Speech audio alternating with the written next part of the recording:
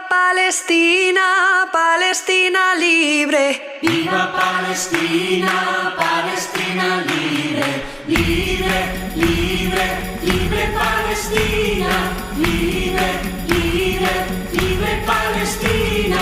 Libre Palestina, oh Palestina libre. Libre Palestina, oh Palestina libre.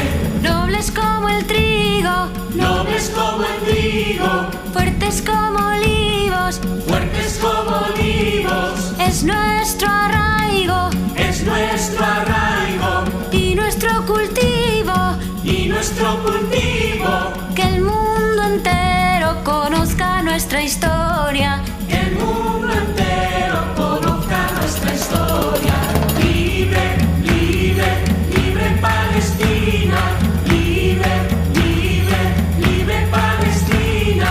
Libre Palestina, oh Palestina libre. Libre Palestina, oh Palestina libre. Tan fuertes como el metal, tan fuertes como el metal. Son nuestras almas, son nuestras almas. Luchamos hasta el final, luchamos hasta el final. Por nuestros niños, por nuestros niños. Que el mundo entero conozca nuestra herida, que el mundo entero conozca nuestra herida. Libre, libre, libre Palestina. Libre, libre, libre Palestina. Libre Palestina, oh Palestina libre. Libre Palestina, oh Palestina libre. Por nuestra historia, por nuestra historia. Por el futuro, por el futuro. La tierra se liberará, la tierra se liberará. Sin muros dolorosos, sin muros dolorosos. Y el mundo entero será nuestro testigo, y el mundo entero será nuestro testigo. Libre, libre, libre Palestina. Libre, libre, libre Palestina. Libre Palestina, oh Palestina libre. Libre Palestina, oh Palestina libre. libre Palestina, Palestina libre. Palestina, oh Palestina. Libre, libre, libre Palestina. Libre, libre, libre Palestina. Libre Palestina, oh Palestina libre. Libre Palestina, oh Palestina libre. Libre, libre, libre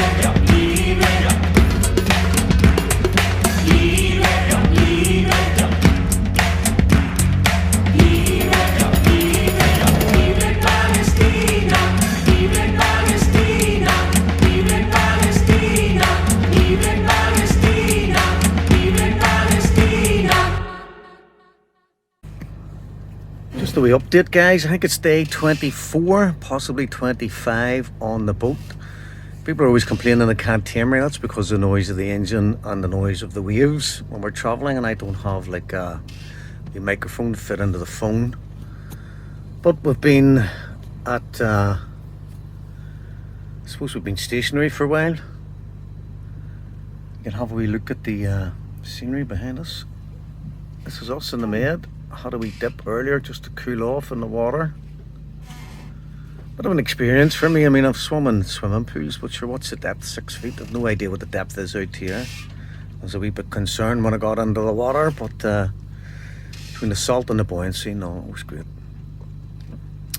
So, there's no secret as to where we are. Anybody with a tracker can find out where we are, and I suppose the people who possibly intend to do us harm know exactly where we are.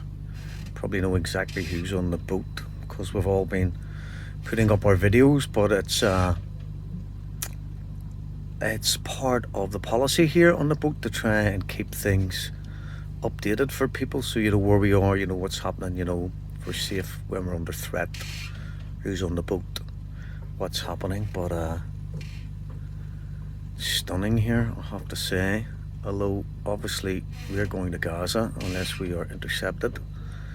So these little hiatus on the high sea is just something really, it's not a delay, it's just I'm killing time until we get where we're meant to be.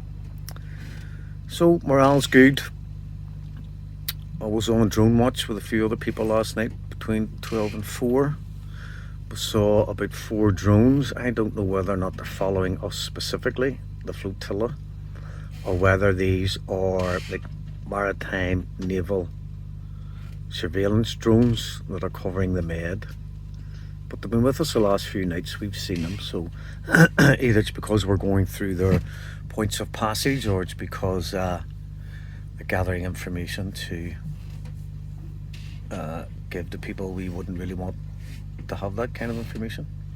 So everything's good, morale's good, boat's in good nick. The weather's supposed to be plain sailing, no pun intended, for another day or two. So I assume it won't be long before we're back underway and catch up with a flotilla. See, because this is a motorboat, we can do anything up to 9 knots, whereas the ships that are in the flotilla are doing somewhere between 3.5 and 5. So even when people get in front of us for a while, it doesn't take long to catch up.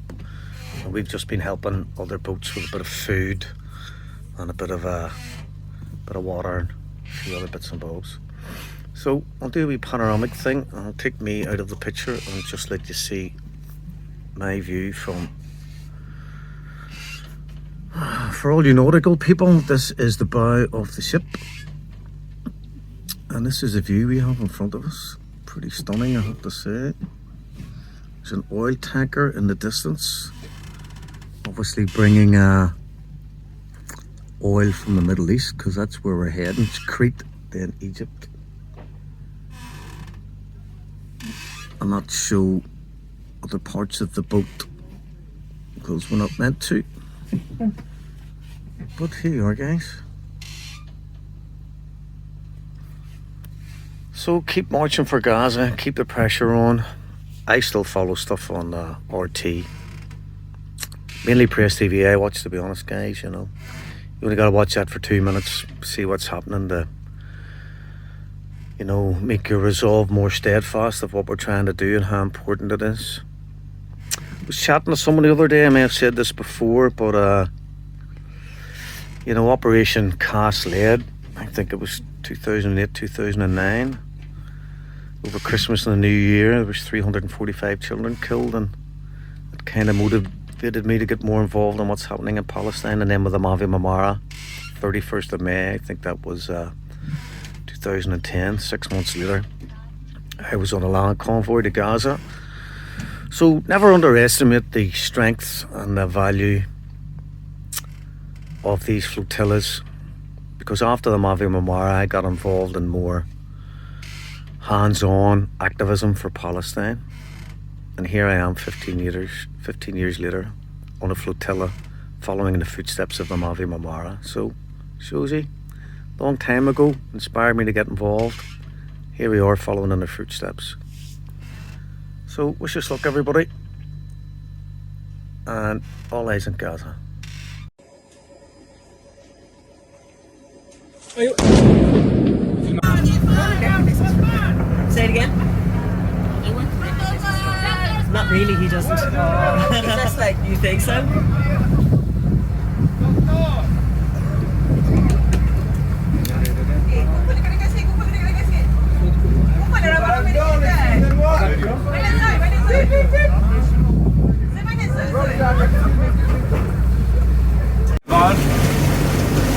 They did such cool graffiti.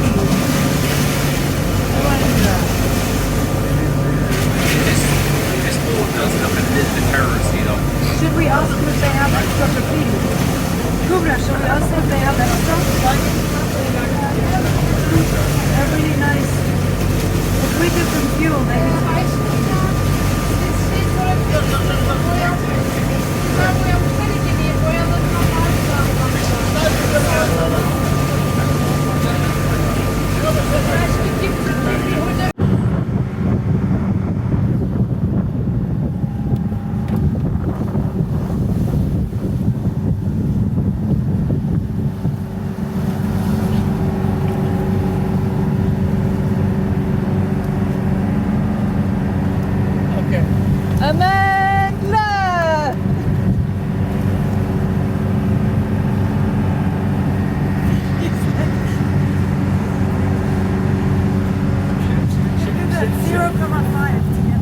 to say something?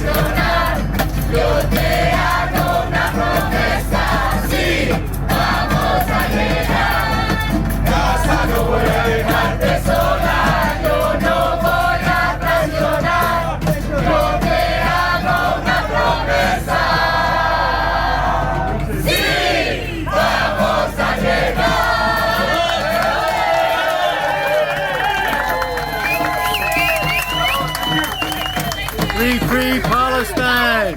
Free, free Palestine! Free, free Palestine! Free, free Palestine! Free, free Palestine! Free, free Palestine! Palestine will be free! Palestine will be free! Palestine will live forever! Palestine will be free! Palestine will live forever! Hey, serious, I have something. For real! Oh, for fuck's sake. Thanks, guys. Thank you so much. We love you guys. Hello everyone, I'm here with Omar. Just going to explain maybe what happened last night and what's happening on the boat. Yesterday, we were attacked by many drones, all our flotilla. Our ship Alma was about 7 times hit by sound bombs, which didn't make any hurt for people or for ship. They're thinking that we were scared. We are civilian, peaceful mission to Gaza. Our target, break legal blockade, which is from 17 years. For this reason, they can do what they want. We will go to Gaza. Our target, to solidarity with people in Gaza. So will this deter you then last night, these attacks on the boats, including a chemical attack when they suspected to have used hydrogen sulfide on one of the boats? I think this was some kind to scare the people. We are more than 500 people from different countries, different ages, and all of us, we have one target, go to the Gaza. They will not stop us, absolutely. They will try more. Maybe they're going to kill somebody of us, but we hope we're going there because Gaza wait for us, and our eyes and our hearts is in direction of Gaza. Thank you, Omar. Thanks. Good afternoon, Seattle. Welcome to your afternoon newscast. We're here to bring you stories that matter most. Today marks the 16th anniversary of the tragic genocide. Commemorations are being held all around the world.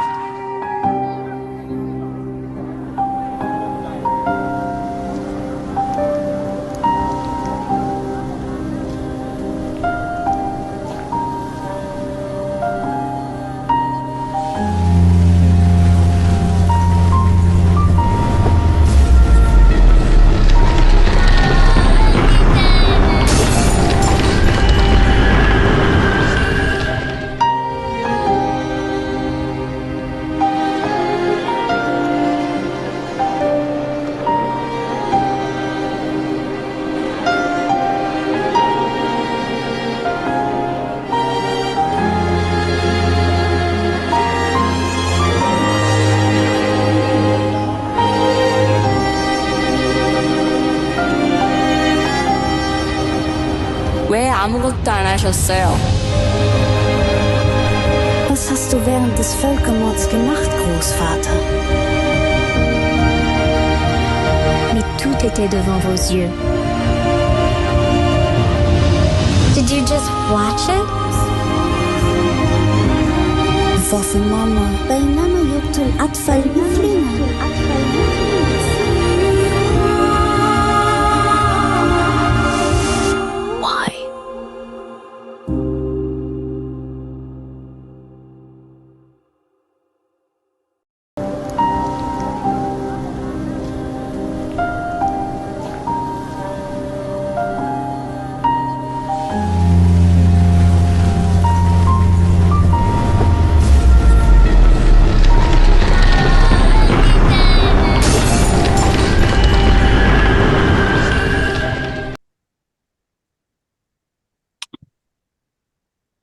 Good evening, comrades. Welcome to your communication guerrilla trench, the most anti-imperialist in the world, I assure. Today, with a special program in English, by the way, please forgive my linguistic blunderlines. And this program is really special because it concerns the visit of our anti-imperialist friend and comrade, Fra Hughes, who once again embarked on the flotilla that attempted to make visible and break the genocidal blockade of Gaza and Palestine.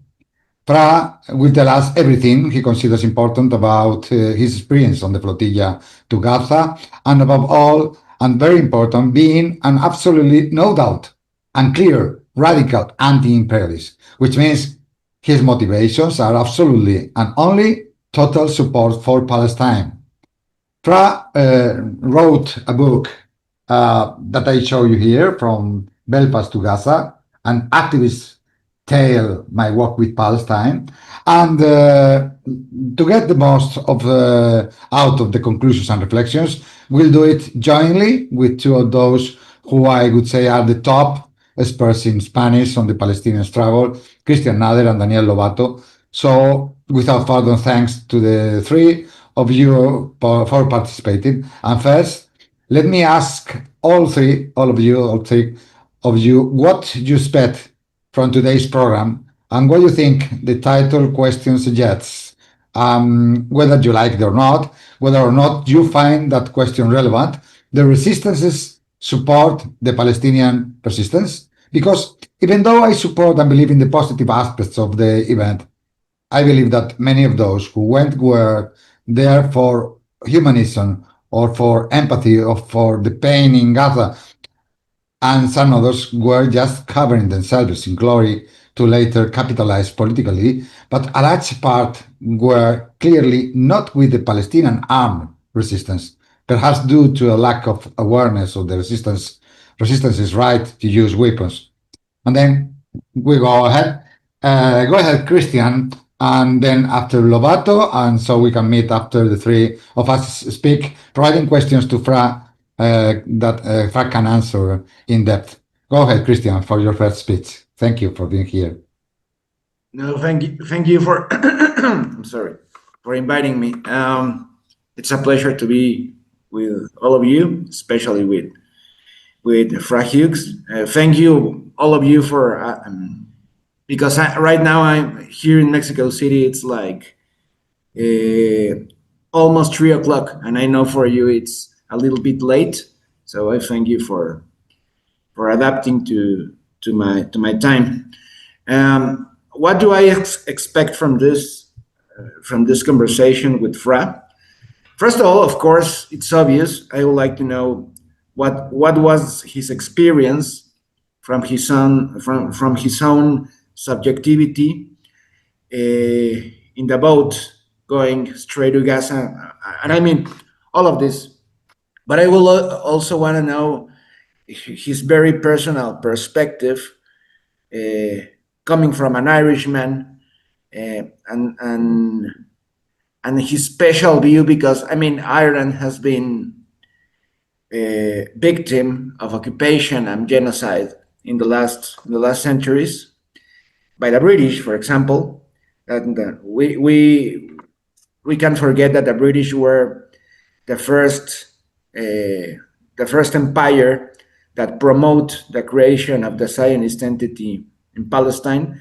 At the same time, they were committing crimes against many peoples around the world in 5 continents, but especially very near the epicenter of their empire. I mean, to the west, in the island of Ireland.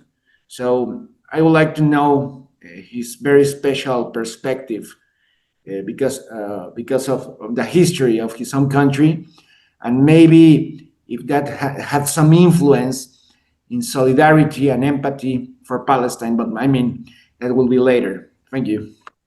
Yes, I agree with you, because he's an Irish people, at the same time a fighter, activist, always taking risks, and I think it's an example, it's a model. Go ahead, Daniel Lobato. Thank you for being here also. Thank you very much for inviting me to host me, and it's my pleasure to join this event with Fra and of course Christian and you, Chema. Maybe the three of you are all experts in Palestine questions, and the three of you are enough radical to understand the real roots of the conflict. They say conflict of this the colonial war against Israel and against the empire.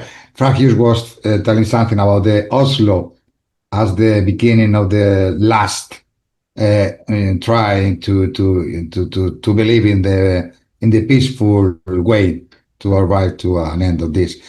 Oslo was the last chance. It's a question, or no. This was something that we were talking before entering the chat. But we are all together now.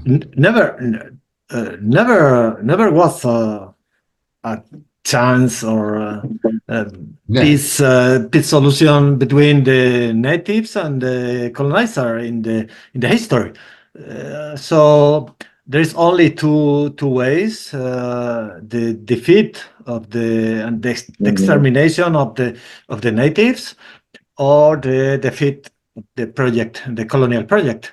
So this is the point now in Palestine between the colonizers and the natives, and the demographic issue is very important in all these decades, in 100 years, and the demographic issue always was the most important question, even at the first time of the colonization of Palestine, when the colonizers, the imperial power realized that the European settlers, they are not enough to defeat the indigenous demography, and they have to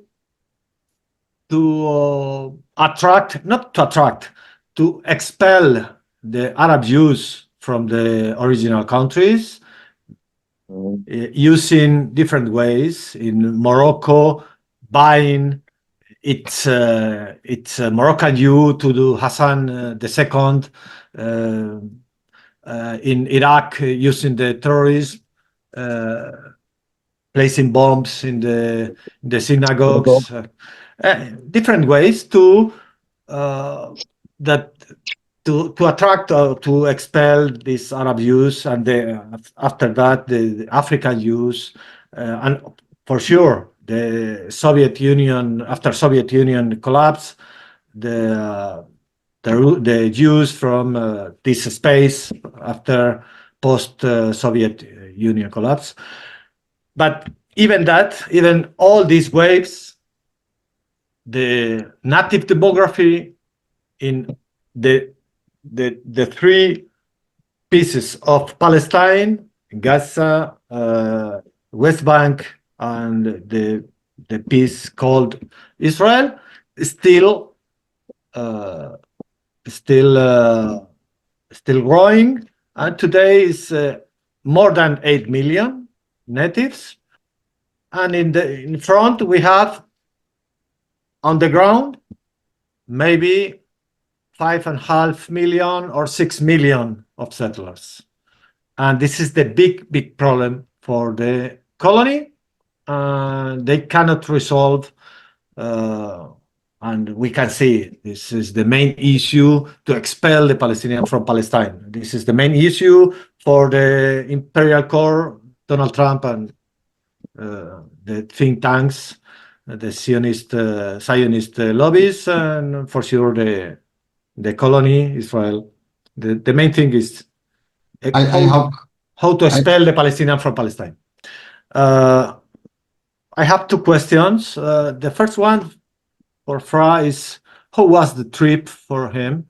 How was for your body? It was a very hard trip. It's not very easy. It's 1 month in small boats, and many people had to disembark in many places because, as I said, it's not easy to steal in this kind of boats, and the propaganda, the media told to many people around the world it was like a holiday trip, like a party, like this. So it's good to tell the audience how was for you, and for sure as well how this action for many people implies there are people who lost their jobs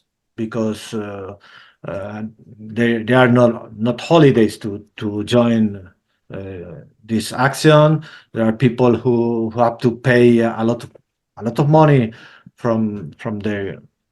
So how was for you this hard action?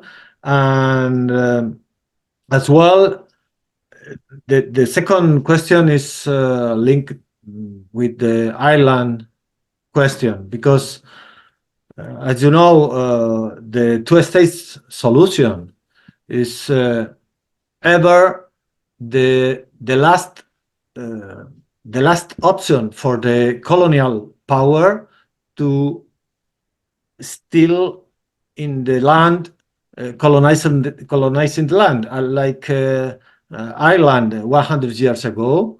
They take some island leaders and they sign this partition of the island, and is the only experiment who have succeed until today with North Ireland and the rest of the island, and this is the way the colonial power tried to impose in Palestine, because they feel, the colonial power, they feel all the project is in risk to be defeated in the future. So yeah, how to link these two cases, the Ireland cases, the partition, and how to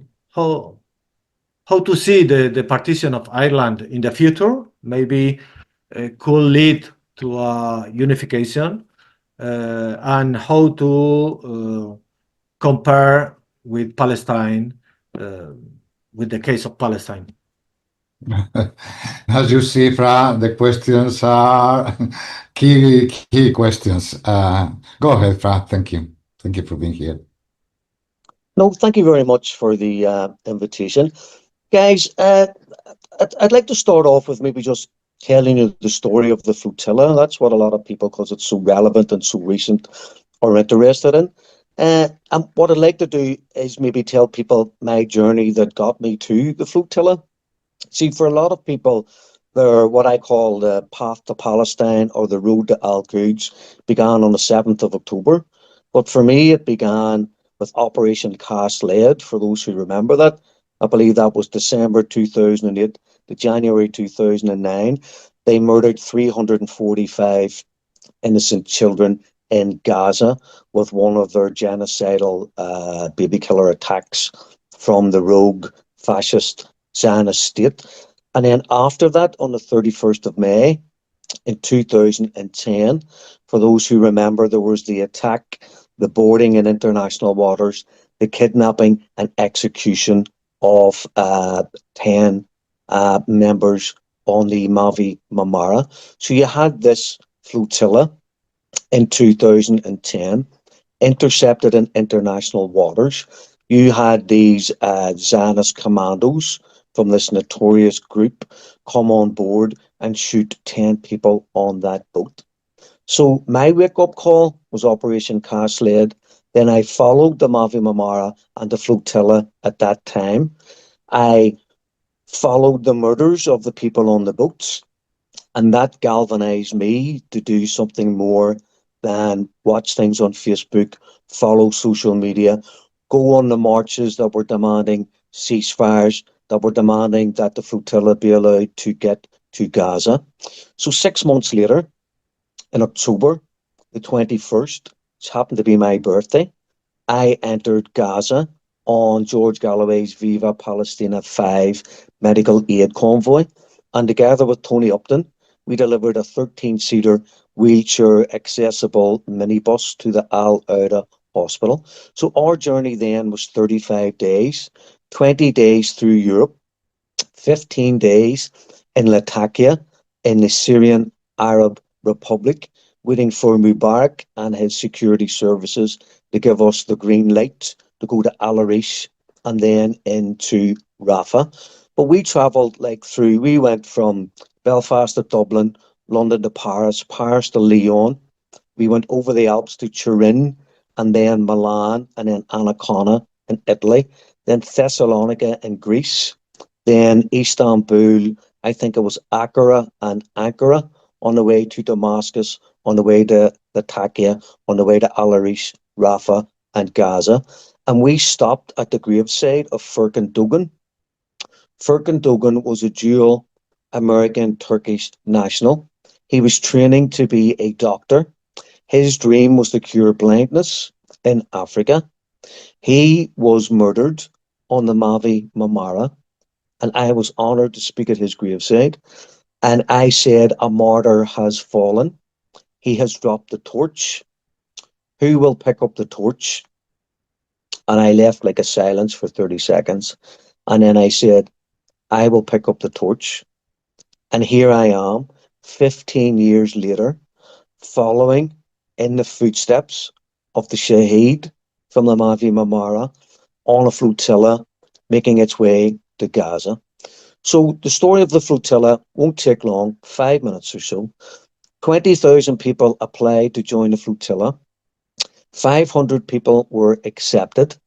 I think the reason why I was accepted on the Irish delegation is because I had gone on the global march to Gaza in June, and 3,000 people had arrived in Cairo, and we had a cat and mouse game with the police and the security services.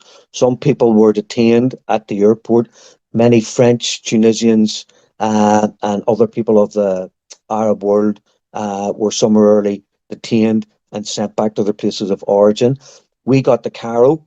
We got to Ismailia, which is we got to the second checkpoint on the road to Ismailia. There were about 500 people detained. We then had a peaceful sit-down protest, refused to board the buses that were offered to us to return to Cairo.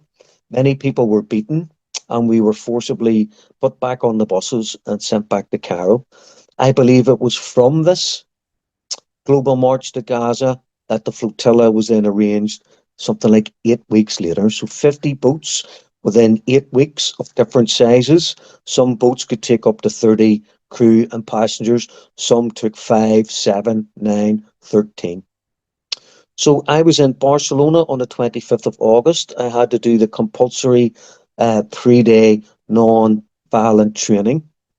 It's compulsory because they want people on the flotilla in case of a potential interception to learn how to de-escalate the situation and not escalate it, because this would give an excuse for the baby killers who would get on the boats in the flotilla to be brutal, to be violent, to maim and potentially kill people during the interception.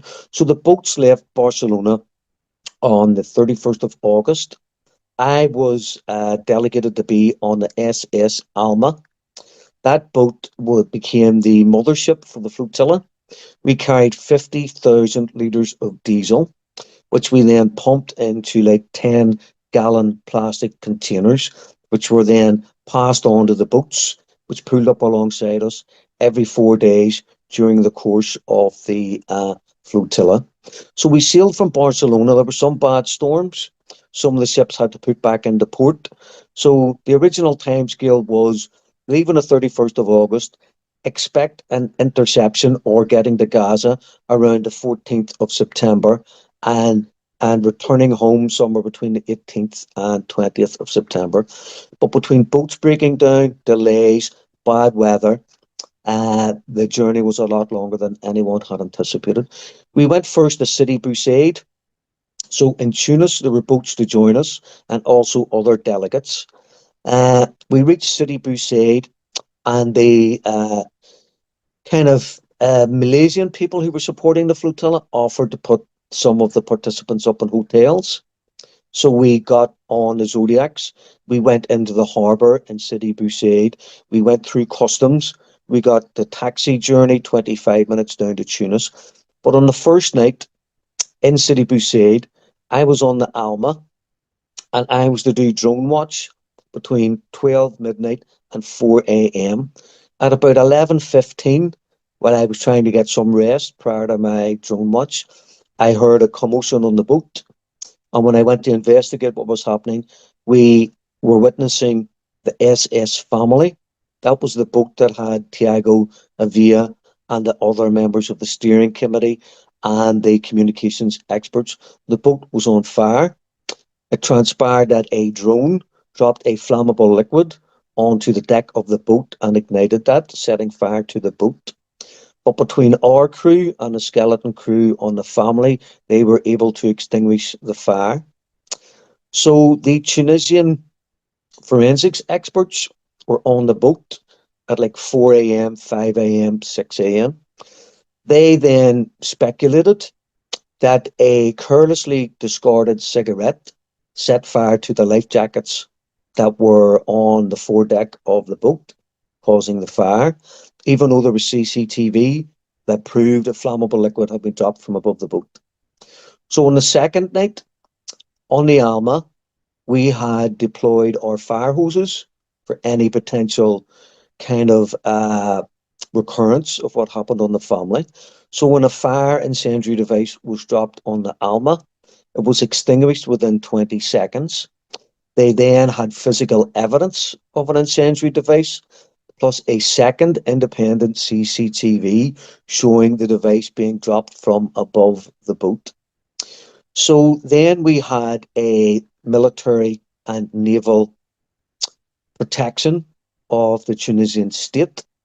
Now, we believe this is because if they didn't give us protection, then whoever, and I assume it was the Israelis, who were trying to set fire to the larger ships in the flotilla, would simply have continued as long as we were in port at anchor in Sidi Bou Said.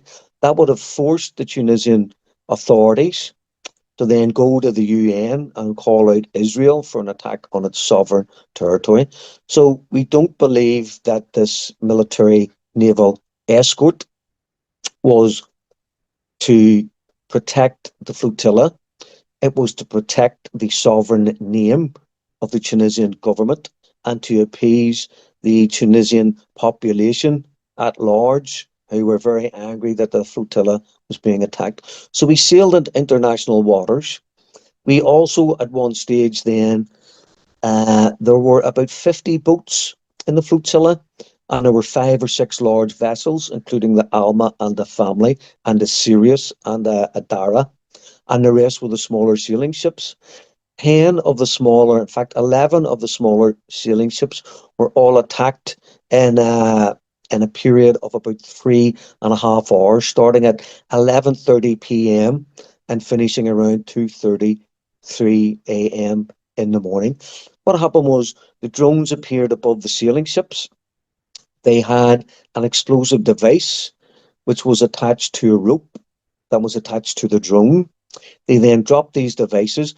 Now, from a distance, we saw the initial flash, followed by the sound of the explosion. I assumed naively that these are like the flashbang grenades that they throw at the Palestinian protesters in the occupied territories. They're meant to disorient people. They're meant to confuse people. They're meant to daze people. I thought this was part of an ongoing campaign to demoralize and to frighten the participants of the flotilla. But it turned out what they were actually trying to do was damage the main sails, the main masts on the sailing ships. So having failed in disabling both the Alma and the Family, they were trying to disable some of the sailing boats to prevent them from continuing their journey. One of the boats suffered a chemical gas attack. We believe it was hydrogen sulfate because of the smell of rotten eggs that was detected in the air. So if the air kind of drives this chemical gas towards your face and your lungs, it's possible that you can become asphyxiated. So you can gag, you can choke, and you can possibly, if it's strong enough and you're in close enough proximity, you could actually choke to death on the fumes. So the information is you go in the opposite direction from where the wind's blowing so that the wind will take it away from you and not towards you. So from the very minute we left Barcelona, we were told by Smotrich, Ben-Gvir, the Israeli press and others that we were supporting terrorists, that we were financed by Hamas, that we would be thrown into the deepest, darkest dungeons. We would be treated as terrorists. Their rationale was, if you want to support terrorism, you'll be treated as a terrorist. You'll face torture and long imprisonment in the dungeons of the Israeli judicial system. So we're talking about or we had mentioned the goals, the rationale, and the kind of mission statement from the flotilla. I can only speak for myself and the people that I met on the SS Alma. All the people on the boat are a microcosm of the global populace at large. So that will include people who believe in humanitarian aid, people who believe in ending the genocide, people who believe in supporting the Palestinians, people who believe in the right of Palestinians under international law to resist illegal occupation by any and all means necessary. So we had that whole collage of people on the boat. Speaking personally, which I'm going to, about the politicians that were on many of the boats, I can only say that the Irish politicians that were on the boats, in my personal opinion, were simply there in order to garner votes. They are using the death of Palestinians as an election rally for progressives, for people on the left, and I have absolutely no respect for any of them. And in my opinion, you can't deny anyone a place on the boat who genuinely wants to support the Palestinians. And while on one level, I believe they genuinely do support the Palestinians, I think on a greater agenda, this was about party politics. This is about positioning themselves in future elections when they say to people, remember we were on the boats, remember we were on the flotilla, remember we tried to stop the genocide. So personally, no time for any of them. And just to wind things up about the flotilla, I was on the SS Alma for 28 days. We had 4 crew and we had 24 passengers. Greta Thunberg was on our boat. Mandela was on our boat. Tag Hickey was on our boat. Tara O'Grady was on our boat. A young French lady, Emily, I think she was an MEP, was on our boat. And a Polish politician, he was on our boat and then ended up on another. I know we're not talking about personalities. I'll just say that an opinion that I may have had about Greta Thunberg before I met her personally as an activist on the boat completely changed my personal opinion of that young lady. She cleaned the toilets. She washed the dishes with me. She did her drone watch. She slept on a couch and she slept on the floor. And I'll follow this up later with another story about her during the incarceration. So after 28 days on the flotilla, the family boat with Tiago and the steering committee members broke down. They asked people on the Alma to volunteer to leave. Now, I saw myself as a guest of the Gaza Sumud Flotilla. I saw myself as being lucky as having been on one of the bigger boats for all that time. And when they said they wanted to keep the steering committee and the communications committee together on one boat, their boat had broken down. They asked for volunteers. I asked myself, what's the right thing to do? I stand over my decision. The right thing to do was to put your hand up and volunteer to make way for the steering committee members. Not because it's a hierarchical thing, not because they're any more important than anybody else on the flotilla, but in my personal opinion, if they hadn't have organised it, the boats wouldn't be at sea. I wouldn't be at a boat. I wouldn't be actually making that decision if it wasn't for them. So I stepped aside. They put me on the SS Jetty, which was a 9-berth sailing boat. I was on it less than 3 minutes when the captain said, I don't know why they put you on this boat. We're broken down. So instead of being intercepted on my boat, the Alma, 4 days later, I was at an emergency dock in Crete waiting for boat repairs. Our boat could do 8 nautical miles per hour. The flotilla was doing 4. So we had between 48 and 56 hours to have our boat repaired, get back out to sea, join the flotilla in time for either the interception or getting to Gaza. Took 6 days to fix our boat. We had to wait a 7th day for a seaworthy certificate. On the 8th day, I got a message from the coordinators, the land coordinators for the GSF saying, thank you for your continued commitment. This boat will now take part in the next flotilla. Basically, it was time to stand down and go home. So I joined the flotilla. I was willing to face the challenges. I disappointed that I didn't get to stand with my shipmates who I'd spent so much time, energy, and commitment with for those 28 days. But I'm going to talk about the interception because apparently it was quite horrific and horrifying and a horrendous experience for those involved. But apparently, everyone was worried about the interception. People weren't necessarily worried about what would happen when they went to land. And apparently, what people feared, the interception didn't take place. But what they didn't fear on the land did take place, because apparently people were dragged off the boats, people were handcuffed or cable tied, kept in stress positions for hours, kept out in the blazing sun, processed. 13 people in a cell. No food, because a lot of people went on hunger strikes. People had to drink water from the toilet cistern because they weren't given water. Two stories just around this. So we had a 71-year-old Irish captain called Paddy from Cork, who I'm hoping to meet on Sunday. Some of the Irish people are meeting up on Sunday in Dublin. He was type 1 diabetes. They took his medicine from him. In fact, they took everyone's medicine from them when they were illegally kidnapped and detained. And when people demanded that a doctor was called to give him his insulin, type 1 diabetic, no insulin, could go into a possible coma, could die.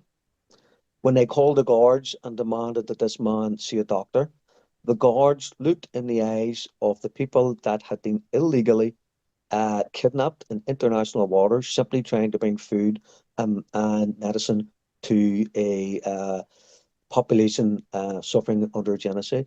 They told them that there are no doctors for animals. So I'm going to say that again. No doctors for animals. And we're talking about what I consider European white privilege, people with EU passports, people who aren't people of colour, aren't people of a darker hue, because we know the Israelis are racist. It's not just the Arabs. It's the Jews that came from Ethiopia.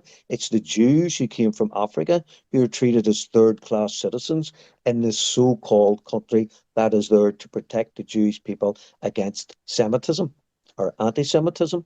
And yet those people are treated as third-class citizens within this failed racist state. And the other thing is, Greta Thunberg was dragged by the hair. They took an Israeli flag and pushed it to her lips to make it look like she was kissing the flag. Apparently, she was treated very, very, very badly, along with some other people. Someone had, I might think from Argentina, had their shoulder dislocated. Other people were racially abused because they were from Malaysia, and people of Palestinian descent suffered a particular kind of horrendous psychological brutality. So that's the story of the flotilla. I would simply say 20,000 people applied for the flotilla. 500 people were accepted. There are now 100,000 people applying for the next flotilla. And you see the ships they sent from Spain, and I believe it was Italy and possibly Turkey, to shadow the I know there are Greek vessels as well, because so on, to shadow the flotilla. They weren't there to protect the flotilla. They said they would be there in case people on the flotilla needed help. Not to protect them, not to stop any attacks, but I assume if a boat was was submerged due to an attack by a drone, they would save the people from drowning, but they wouldn't prevent the drone attack. So we must bear in mind that these EU countries that sent these ships were not to protect the flotilla. They were to pick up anyone who ended up in the water and needed help. And I'd like to thank especially the Spanish and the Italians who tried to bring their countries to a standstill with their marches and with their strikes in order to put pressure on the Zionist entity in order to bring the people back home. So I apologize if that took too long, but it's the story in its entirety, including my 8 soulless days in Crete, 7 kilometers from anywhere at an emergency port on boat watch, where I basically watched the boat for 8 days.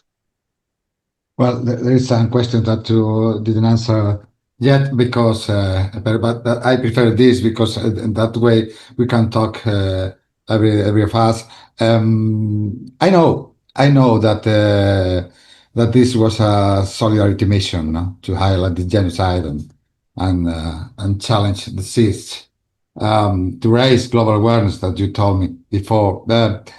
but and then it is like to shoot your shoes. We say in Spanish to throw stones over your roof, your own roof. Not to shoot ourselves in the foot if we don't support any mission of solidarity, mission of to highlight the genocide, whatever it is, whatever they are. But well, I'm sure, Greta Thunberg, that you are telling us the way that you are telling us. Maybe she's honest, but she is very manipulable because she participates in another missions of the empire in the spring movements against Russia, against Georgia, against she is with Ukraine. She is with it's necessary with Hillary Clinton. She is what she is. But at the same time, I'm sure that some people that goes there take more risk than the others because not only their skin, brown skin, but their curriculum, because you have a curriculum. And then I know that when you or any of us are there in Israel are in real danger. I'm sure of it. In that way, anyway, to be with these baby killers is a risk for everybody, but for some more than the others. Maybe some people feels safe because they are EU protected. They feel like that, no? But this is not the problem. I take the turn to my colleagues, my comrades, but only to say to appoint this and to a point that build a mass movement that you say that were 20,000 applied for this, and then you try to multiply this to be 100,000 or more to apply the next one. Yes, it's the right thing to do, yes, but I think we must, the people that like you all, experts, must help to be near the real question, because if not, if we don't teach us the comrades that go there with this solidarity, the real question, finally they go to support the false exit to this situation, to this genocide. I think this is important. Make some formation and information, not only. Well, any question, Danny, Nader?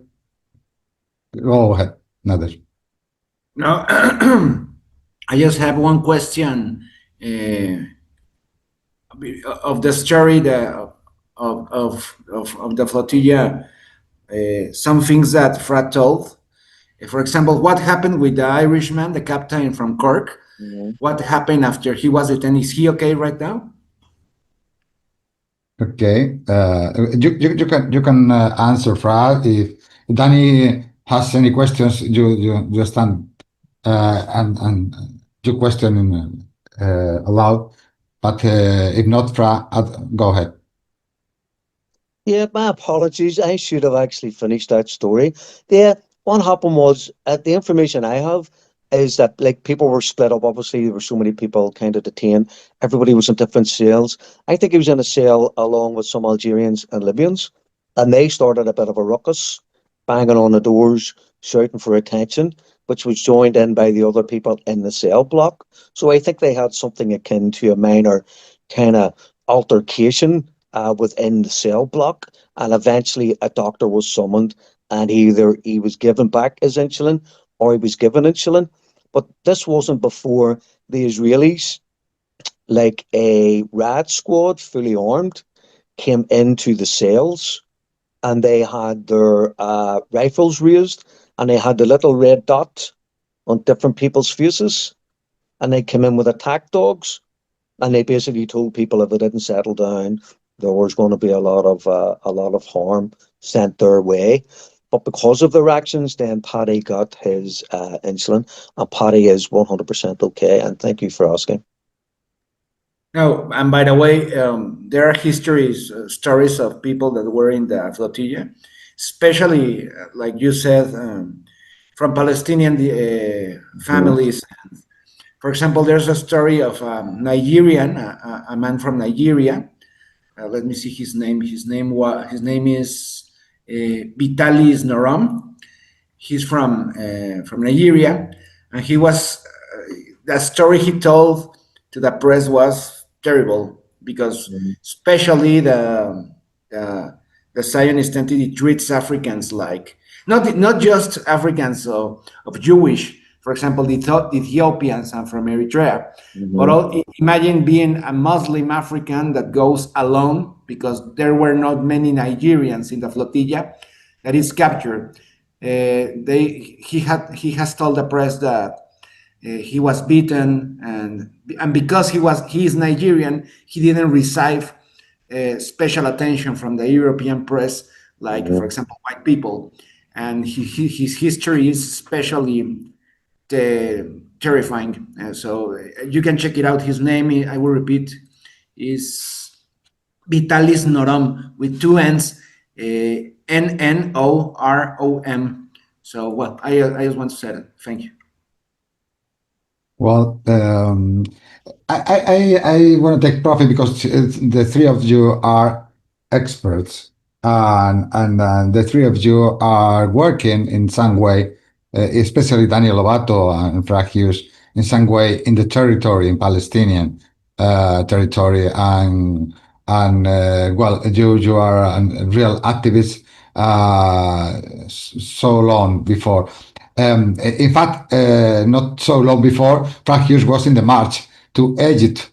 The last time I called you back was I'm in the march on Egypt, and the second time I called you back, you tell me no, I'm in the boat also, whatever. And then you know what happened? Because the media, for obvious reasons, the flotilla by sea was what received more attention. Yeah. But this march from Northern Africa, that many people begin in Mauritania and keep on walking until Egypt.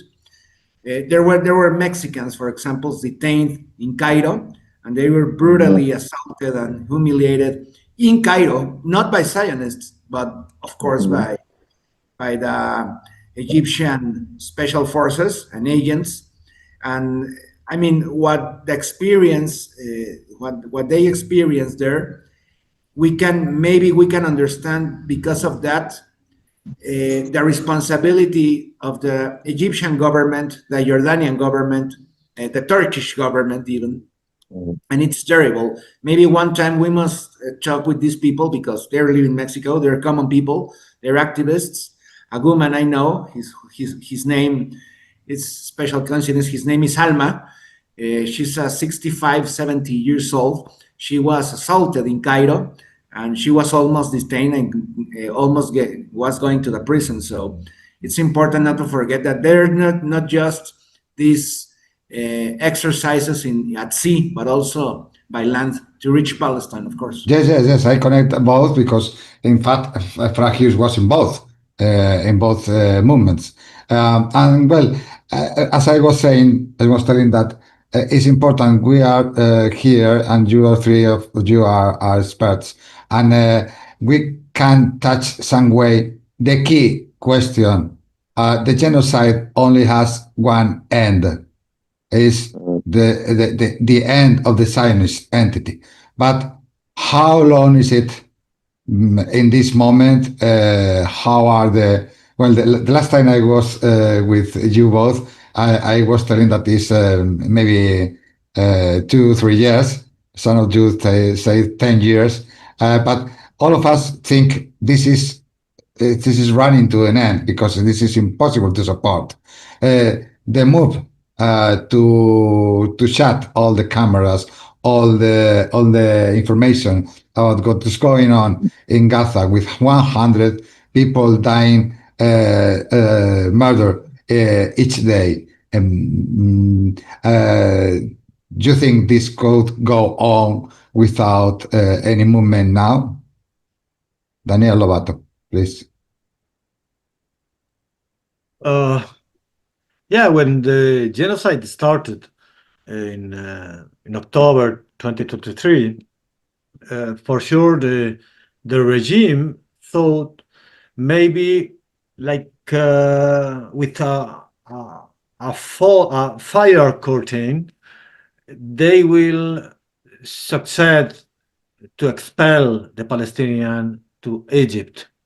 But the Palestinians still, they still in the land, even under the at that moment, maybe 2, 3 atomic bombs of Hiroshima. Now is maybe 13 bombs of Hiroshima in conventional bombs, not atomic bombs, but the result is the same.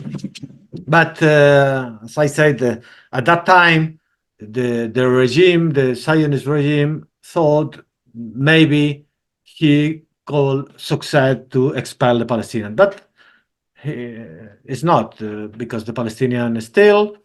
So after this period of maybe 500, 600, even someday near to 1,000 Palestinians killed at that time, and with the contradictions inside the colonial powers, because South Africa start to present the demand of the International Court of Justice, and so this all contradictions in the colonial power in Europe and in America, the colonial regime had forced to decrease the genocide to a level,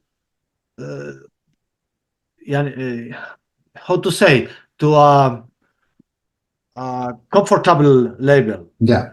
As you said, 100 Palestinians killed each day. And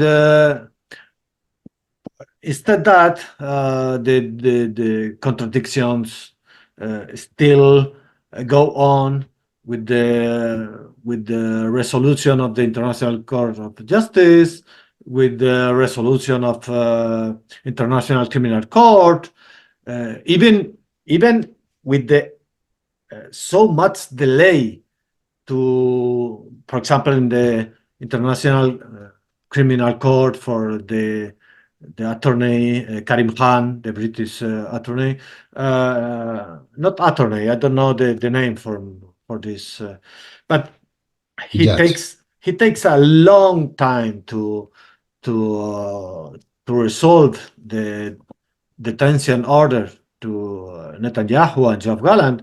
But okay, the contradictions go on inside the colonial power. So finally, after 2 years, we arrive at one point that the genocide is very difficult to continue for the Israeli regime. We saw the million people in the month of last September or last August, millions of people around the planet, around the world, in the streets, in the demonstrations, and at the same time, this huge global flotilla. For sure, there was other flotilla before, but this huge global flotilla, at the same time with this massive demonstration around the world, all this process put to the directors of the genocide. The directors are Europe and in the first place United States. All this process put in very, very hard situation in this kind of contradictions or fractures inside and this is the mission of the sacrifice and the resistance of the Palestinian people. Their mission is not to think I don't know a military boat of Israel or military boat of United States, or their mission is not to to crush a bomber, Israeli bomber fighter, because they don't have the weapons to do that. But the mission is like Vietnam. Vietnam doesn't win because they defeat the American army, but they win because they put inside the colonial power the contradictions and the fractures inside the societies. No, so this is the point now. These 2 years have politicized a new generation, just as Vietnam did, and now there is a mass movement that had not any knowledge of Palestine, or even view Palestinians as terrorists in the 7th October. So it's normal that the transitions are taking place in this collective thinking. And step by step, the people are understanding that supporting Palestinians is not just about sending food and medicines, but that there is a real right to resistance. I know personally some people in 7 October called these terrorist attacks of Hamas, etc. And today, 2 years after that, they support the natural and legitimate right to the Palestinians to their resistance. So it's normal, even in the flotilla, there are a mix of this kind of people who have a very long time knowledge about this, the big hidden question of the imperial system in the world. The big hidden question is Palestine and all the regional colonial system with these collaborators regimes like Egypt, like Jordan, like Emirates, Saudi Arabia, etc. And this is the big hidden question of the imperial system now in the planet. So step by step, the people start to know everything after 3-4 decades that the global population around the world had forget all the lessons of the anti-colonial struggles. All the people around the planet, even in the global south, had forget all the lessons of the Vietnam, of the Algeria, of the Angola, of South Africa. All the lessons are forget. So now the people is still to recover all these lessons, of this vocabulary, all these ideas. So it's a process. It take time. Unfortunately, the time in the genocide is very fast. Many people is killed every day. This is a very fast time. The people who we can see in the cellular, in the telephone, in a video, maybe tomorrow is killed in Gaza. It's a time very fast, but the process around the world, unfortunately, is more slowly, but step by step, the contradictions of the fractures will come, and for sure the regime will collapse in the next few years. Thank you. Before going to Christian, precisely, we are talking generally diary about geopolitical movements and the empire. As Daniel Lobato has pointed out, this is linked to the empirism. Empirism is linked to the movements on the empire. The key question is in Palestine, and then the contradictions, exacerbate the contradictions on the empire at the same time. Is linked the destiny of this empire to the destiny on the fall of the Zionism in the region. Maybe that's right. I mean, I think, and in the last days I have made this argument. I think Zionism is in its final days.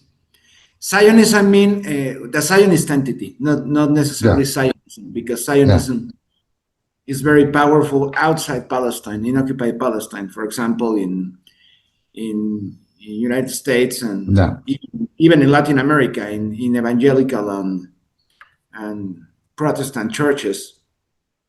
But I mean, I think what right now they are trying to do with this idea, with this peace plan of the Trump administration, and that is not the first time, of course, is trying to. It's like the plan C, for example, trying to maintain the Zionist entity and giving time to reconfigure the Zionist expansionism. For example, yesterday I saw a video of Zionist tourists in Damascus. Before Fra mentioned that when he went for the first time in a flotilla, I think if I'm not mistaken, he stopped in Latakia in the Damascus Latakia, yes, in the Arab Syrian Republic that no longer exists. So, for example, maybe they having troubles against the Palestinian resistance. But for example, right now to the north, to Syria, it's all a different kind of thing, because we must remember they use this government. How can I say it? The government, the Al Qaeda government in Damascus, is linked to the Zionist entity. So I think right now they are trying to gain time to reconsider their strategy against Palestine, against Lebanon, and against, of course, the other peoples of Arab-speaking countries in the region. And we have to be very careful of saying that it's almost done. It's not almost done. The resistance will continue, and even. For me, the solution is, of course, not the two-state solution. That's naive to say. It's just one state. That state is Palestine. But even if they create a two-state, they create a national state of Palestine. It's not even safe to say that Zionism will not continue to attack that Palestinian state, because we're talking a state that has been for example, a state with no army, because Palestine has no army. We must remember what the Hamas and the Islamic Jihad said, that we will not disarm until we have a Palestinian state, and we give those arms to the Palestinian state. But we are light years away from that. So the first thing we have to do is understand, and the people, I mean, we understand it, but maybe not all the people, because there are people that think that the genocide has finished. It's not finished. Right now, yesterday they killed 70 people, and before that they killed 100. And just in Gaza, we need to see the West Bank also, no? So, right, the resistance continues. This hasn't stopped and will not stop because of the history of the Zionist entity. It has been constantly breaking accords and breaking peace plans and breaking ceasefires. That for one part. In the other, I mean, the Zionist entities has lost the media narrative, the war, the cultural war. They have lost it, but they still receiving weapons from the U.S. and all this structure and power of the Zionist lobby in America continues. I mean, maybe we have to wait for example, 20 years, because the new generation right now, the young people that were in the universities in Western countries, in Europe and America, have totally give their support to the Palestinian cause. But right now, the government, the imperialist government, is trying to, I mean, again, to reconfigure your strategy, not just military, but also in the media, in the academy, in the cultural war, because they have lost it. For example, TikTok, this platform, they just buy it. Larry Ellison, a fervent Zionist, has just buy this because they want to turn the tides in favor of the Zionist entity in the media war and the digital war. So yes, for me, Zionism is in its final day, but we must consider Zionism like a long duration phenomenon. It's not just a moment in time. Zionists, like a political operation, has been there for 150 years. So in history terms, I mean, maybe some more decades for Zionism, for the Israel entity, but I think things are going to change. And Daniel Lobato said it before. We have the example, for example, of South Africa. South Africa, at the beginning of the 80s, was isolated, but there was just one country that maintained the apartheid state in South Africa, and that country was Empire with Reagan, and that survived for 12 more years. I think we're in the same moment, a very similar moment for the Zionist entity. The U.S. is the only country that supports them totally, but that support is gonna go down in the coming years. I think so, but right now the resistance continues. That's the key tool that we in the solidarity movement got is the tool of the narrative. We must keep the narrative alive, this broken narrative for the Zionism, and then this movement, global movement, is very important for this, for maintain to keep the narrative against the media lies. But at the same time, I think this needs more culture studies for the people to know the real roots of the genocide. What don't you think so? Yeah, absolutely. I mean, it appears that the Palestinians now have a kind of global awareness that they never had before, but it's taken a genocide for that to happen.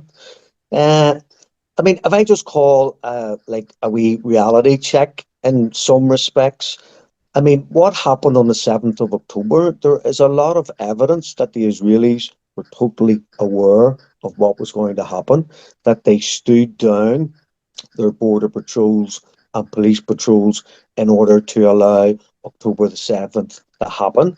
Then the majority of the people murdered on October the 7th were by Apache helicopters and Israeli tanks and this Hannibal directive.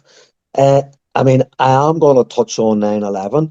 You had the 5 dancing Israelis. These guys on top of a van on a bridge overlooking the Twin Towers, filming the planes going into the towers. They were arrested. Under interrogation, they simply said, we didn't know what was going to happen, but we were there to record what was going to happen. They were alleged by the FBI and others to be Israeli agents within America who were all allowed to go 30 days later. These 5 dancing Israelis appeared on Israeli television, telling people why they were there and what they witnessed. So it's a digression, but it's not. I mean, the Americans and the Saudis, the CIA and Mossad were all aware of what was going to happen on 9/11. They then used that as their excuse for the war on terror and the destruction of not only Afghanistan, but more importantly, Iraq. So what we have now is this narrative of the 7th of October being used as the excuse for the genocidal extermination of the people in Gaza. Now, the reality check is Gaza is now divided in 2. The north is completely occupied by the Israelis. Jared Kushner and J.D. Vance, I believe, were in Israel, occupied Palestine, just the other day, talking about the reconstruction of northern Gaza while it is under Israeli occupation. So they have taken what was the most densely populated area on earth, which was Gaza, 25 miles by 6, with 2.1 million civilians. They have corralled what is now purported to be 1.6 million Palestinians in the south. So they have divided Gaza.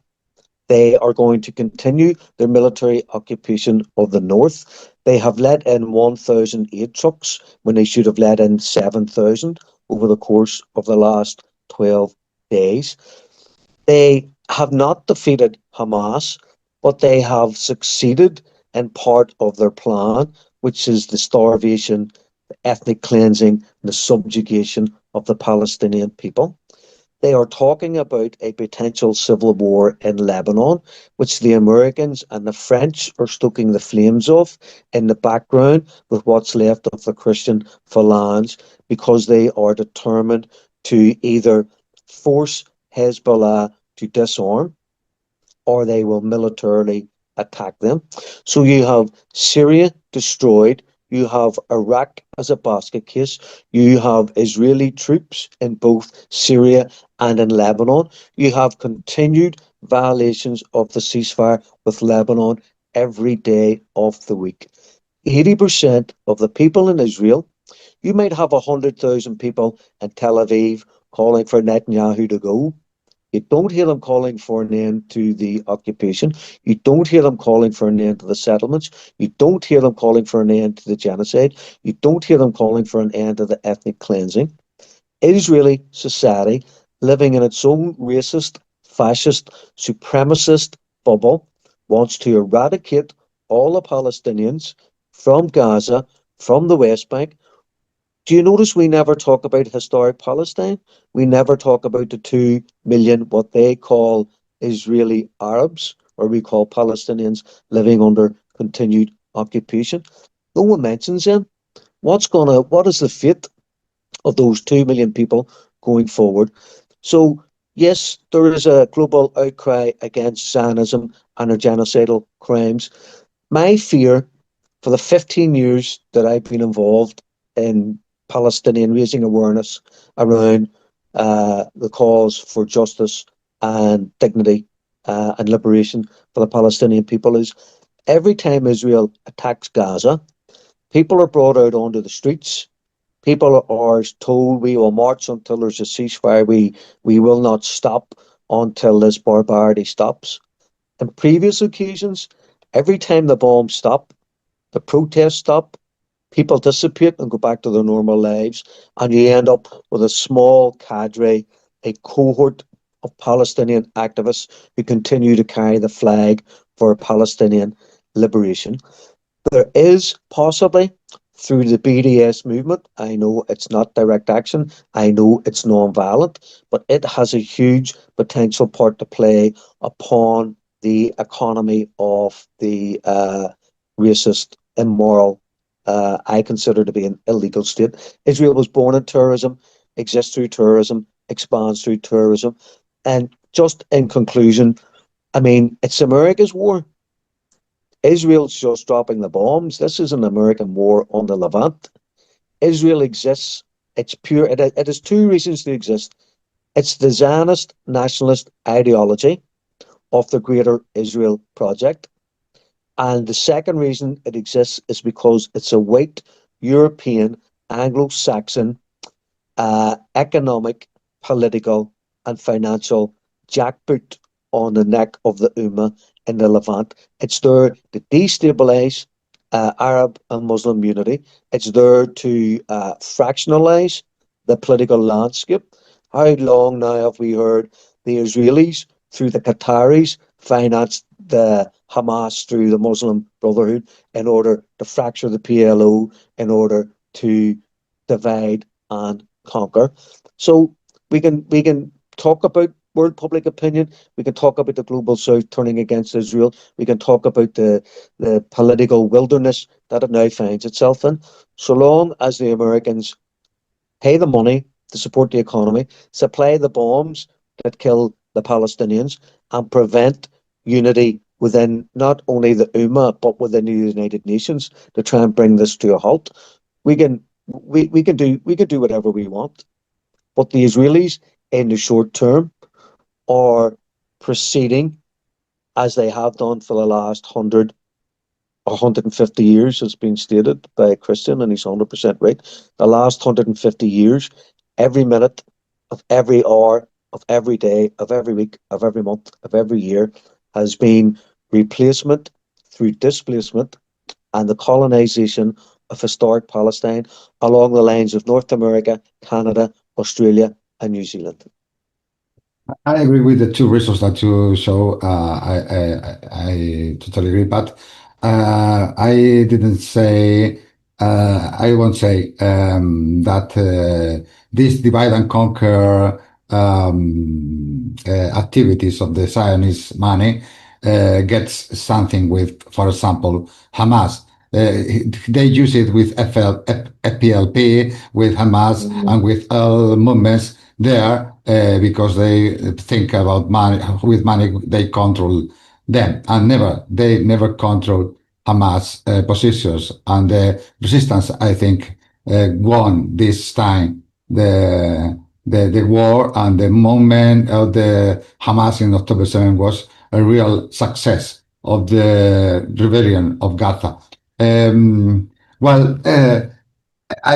know that we are here maybe only 1 hour and a half, but I suppose it's late for Daniel Lobato. He has to work. It's late maybe, but then I only ask you, maybe we start to make maybe the last round. Do you think so? Yes. Okay. Well, the last round, when we with the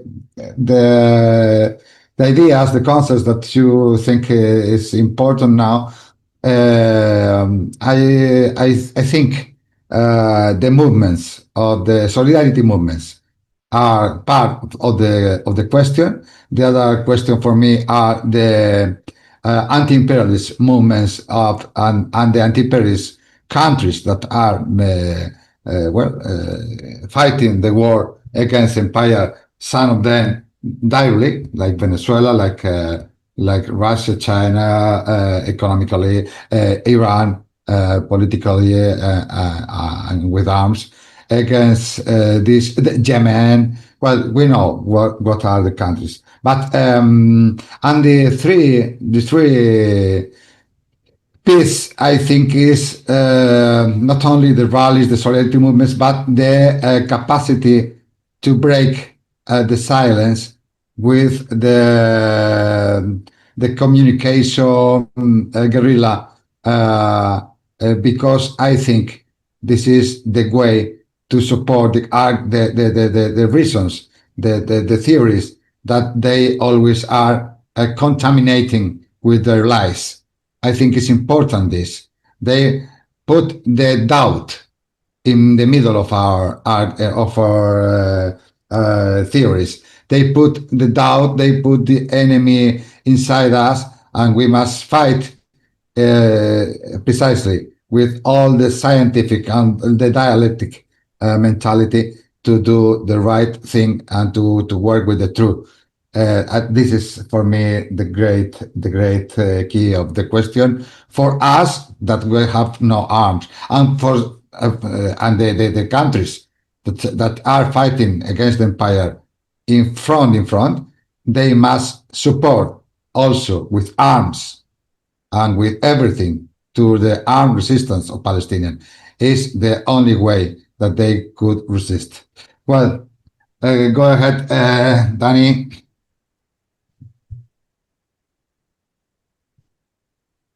No, you have the mute. Yeah, sorry. Yes, I understand Fra's fear about the similar process in 2008, 2012, 2014. But I think we are in a different moment than these years. The Palestinian resistance put this decisive moment in the table in October 7. This now is the Palestinian resistance expose the true core of the colonial sadism, of the colonial, how to say, the colonial criminal project, as 500 years ago the European powers put around the planet, in different territories. So now all that remains in the ghetto, in the extermination camp, is the smoldering remains, the gigantic rubble of this gigantic Auschwitz, Hiroshima. So, and it will still, because they will not any reconstruction. There will not be any reconstruction. It's a very big fake. It's not possible to reconstruct, because for many reasons. For sure, there is not possible to reconstruct. There is no money. It's like $100 billion. At least $100 billion to reconstruct. If anyone want to put money to reconstruct, maybe Emirates, maybe Saudi Arabia, for sure they will not put this money. $100 billion is all the budget of the colonial regime. For sure, if any have to reconstruct it, the colonial regime or Israel or United States. But okay, as usual, as always, there are some collaborator regime who in the past reconstruct the ghetto in the last massacres in 2008 and 2014, etc. But now it's very, very different. It's all the ghetto is 100 billion. It's like half of the budget of Saudi Arabia. So the dimension of this huge amount of money is impossible to. And who wants to reconstruct? Maybe tomorrow Israel will destroy again. So nobody will put the money. Maybe some places a symbolic reconstruction, maybe some hospital, maybe some school to I don't know, to put in the media, in the big news. One hospital is reconstructed in Gaza for European Union, for example, but it will not enough. It's the dimension of the destruction is so. I don't see the possibility to restoring the regime to the international normality, as in the past the media has done. And now, especially because as well Christian told before, there are two big roles that the regime has lost and will not be able to recover, especially the role of invincibility and the role of perpetual victim. The regime has been defeated by the Palestinian in the first place. Until today, they are forced to sit in the table, not in front of this colonial puppet Mahmoud Abbas. In El Cairo, they forced to sit in the table in front of this one who want to kill 1 month ago, Khalil al-Hayya from Hamas. And in the table, Khalil al-Hayya has a label, is writing Palestine. So, as we learned from Frantz Fanon, the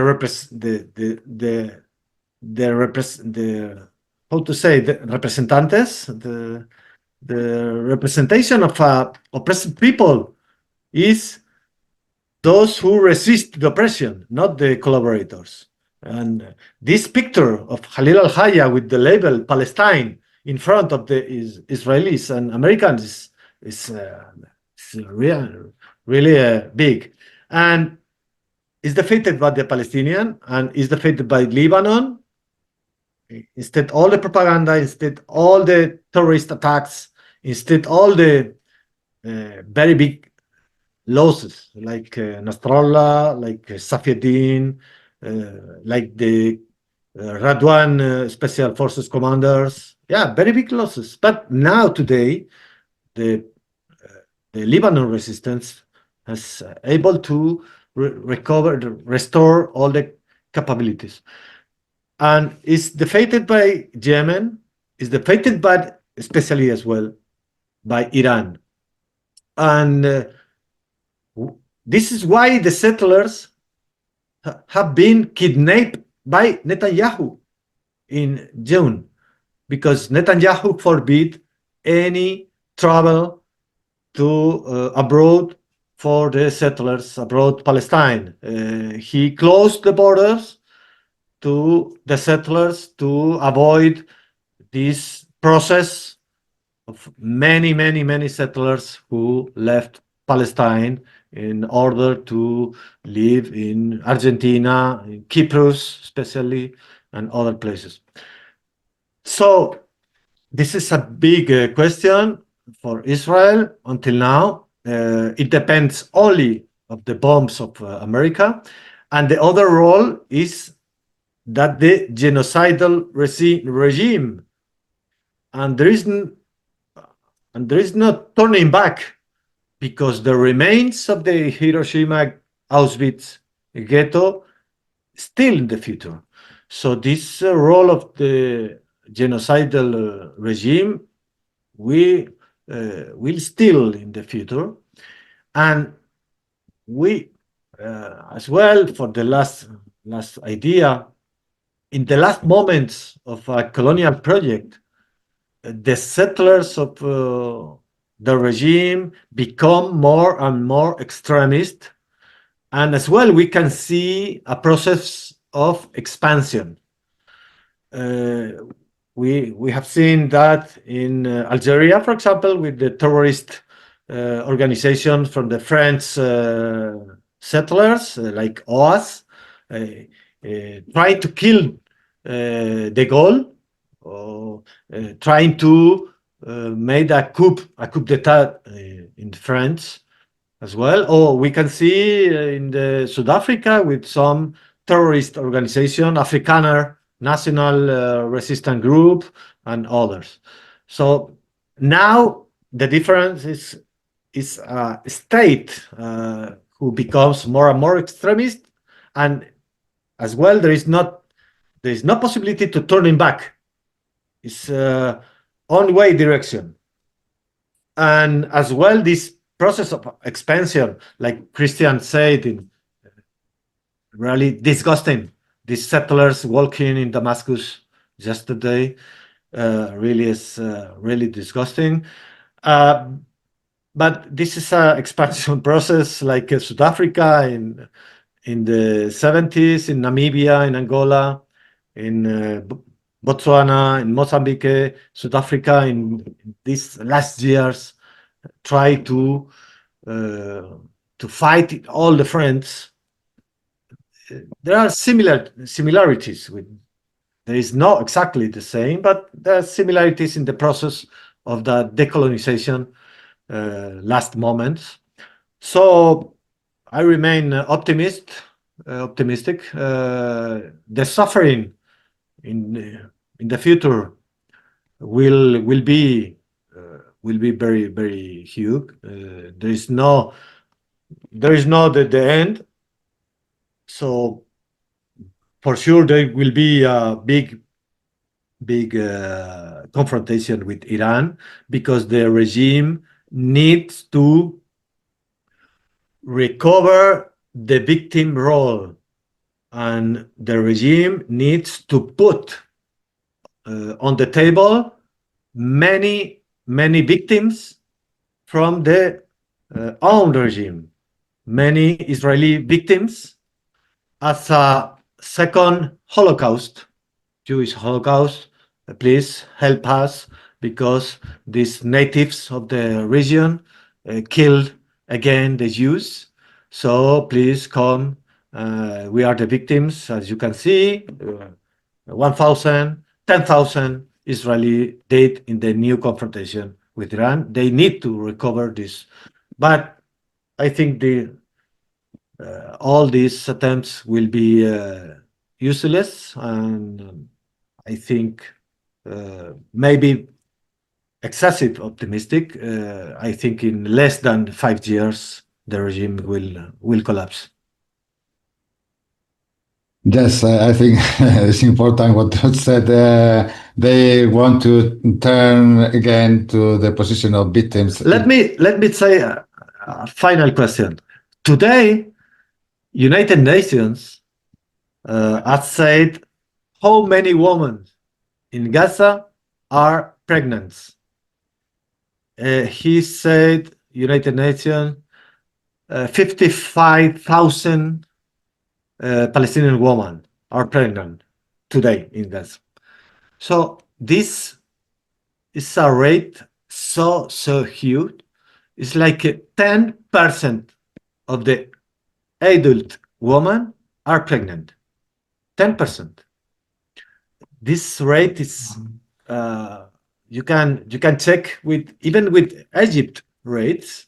In a normal year in Egypt, it's like 5% of adult women.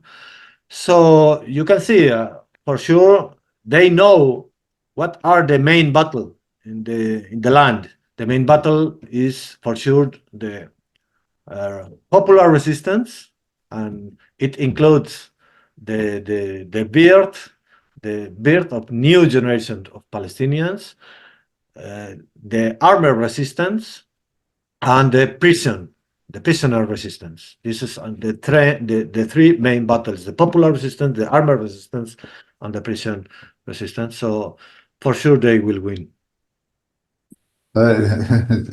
Nice questions. The women there in Palestine are giving birth because they know the demographic key question that you appointed at the beginning of this program is also the key question for them to resist. Yes, it's not just symbolic, the level of Palestine in front of and with Hamas there, and not the collaborators, not the traitors. And sure, I think the behavior is more extremist each time, but this is, I think, a symptom of the decay of the entity, of the decay of the empire. They are more extremist in their attacks, but at the same time they were defeated with arms for Iran, and Iran has told them, beware, next time will be brutal, and this time was brutal, sure, but the next time will be erase you. It's like that. They can put off the regime in 24 hours. No electricity, no water, no internet, no. If they want, they can put off all the regime system in 24 hours. And don't forget, the genocide stage is the last stage of the colonization, like in Vietnam, like in South Africa and other places. Yes, it's the last stage. Well, Christian Nader, it's your time. No, and the genocide was also one of the last measures of the British, and I know the history of his country against the Irish in the 19th century.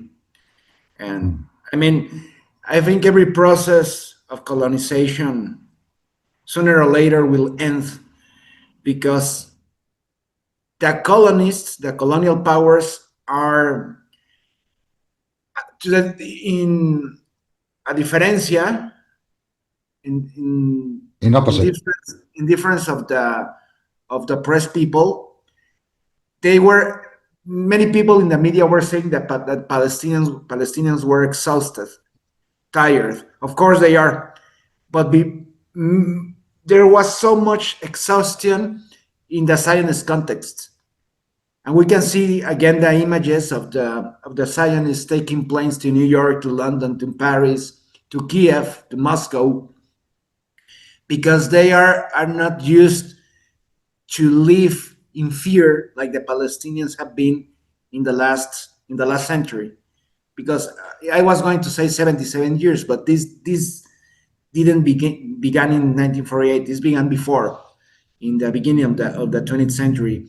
Because in the 1920s, it's interesting because again with Fra, who is here, the colonization, the invasion of Zionists in Palestine was parallel at the same time that the Irish people were resisting against the British, and the British were the ones who practically give the land of Palestine to the Zionists. So sooner or later, that's why Netanyahu, when he's in New York, he's talking in English to the American Jews. Many of them are not Zionists, but he's trying to convince them to go to Palestine, to give them free land, of course, of Palestinian lands in West Bank, etc. I think this has, again, too much to, with exhaustion. The Zionists are tired, and many of them have 2 or 3 citizenships, and many of them are going back. So not the Palestinians. The Palestinians will stay even if the genocide will continue. The genocide still continues. The genocide is not just bombing of Gaza City and trying to kill them with hunger. Genocide also means destroying their identity, and that's why they can't beat them. It's impossible to beat them. I mean, I don't know for how much time will the Zionist entity continues. For me, it's like maybe a decade, maybe a little more, but they will collapse sooner or later. They will collapse, and they will try to adapt to the new scenario. Many of them will go back to their countries, to America, to Ukraine. Well, I don't know if to Ukraine, because maybe Ukraine will not exist in a decade, but to Russia, to Lithuania, even to Morocco, for example. The king of Morocco, Mohammed VI, has told the Zionists from Moroccan families that they can come back to Morocco, and that's why I try to be careful when I say the Zionist entity will collapse, Israel will collapse, but not Zionism in general. Zionists, it's very powerful in other countries, but some minutes ago, while you were talking, I was looking at the news, and they say that the force of peacekeepers that will go to Gaza, it will be integrated by Azeris from Azerbaijan and from Indonesia. At one point, it was going to be Pakistanis, Turkish, and Indonesians, but the Zionists tried to that the Azeris from Azerbaijan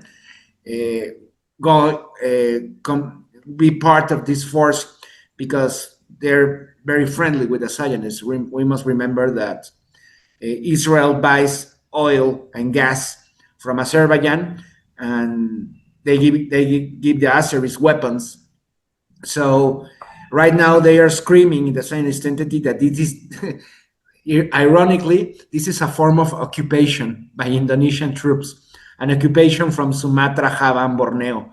So I think we're gonna get to the point like in 1992, 1993, when, for example, in South Africa, the apartheid officially ended, but I mean, in the real thing, it continues.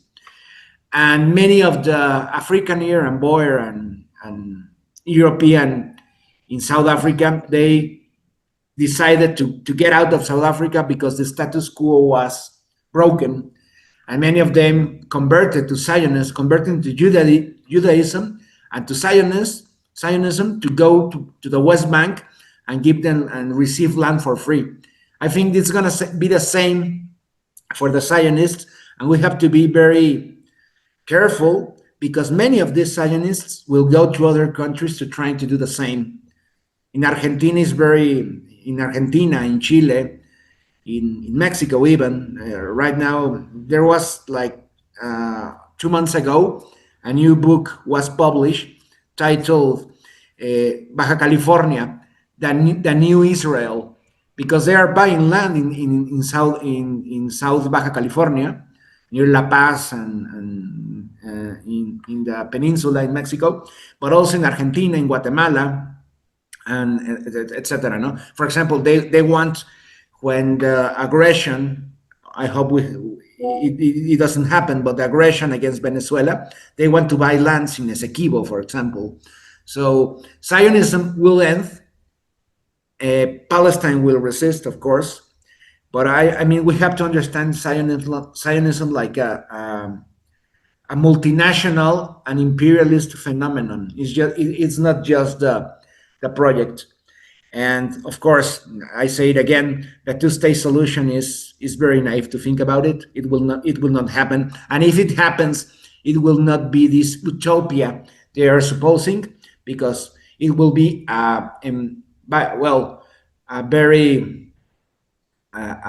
state like Palestine against a superpower with nuclear, chemical, and biological weapons like Israel. This will continue even if Palestine becomes a state. The only solution is one state, and if the people, the Zionists, want to stay, they could stay. But of course, this will not happen. And that's all I will say, because I think it's important to hear what Fra needs to say. Thank you. Yes. And like many analysis that isolate the fight in one territory, today we are living the clear thought of all the wars, all the fronts are connected. And then I am sure that the evolution of the contest of this global war against imperialism affect immediately the situation of this resistance. The resistance must keep alive. The movements of solidarity must keep alive, and the precise moment to defeat definitely this Zionism, supremacist and genocide entity came for itself when the empire falls down, at least in Euro-Asia. I think there is easier to arrive to an end of the empire. Maybe the last place is in Latin America, and this is the problem but here I think Europe is going to hell, and Asia is going to the top of the humanity values. I think it's coming. The victory is coming. For that reason, the contest is changing forever for Palestine, for the humanity there, because what we are living now in the global hegemony is a global barbaric hegemony. It's totally barbaric. It's open eyes of everybody. You are seeing the Europe values, the Western values, and the Western values are the most horrible thing I ever thought. The most horrible thing.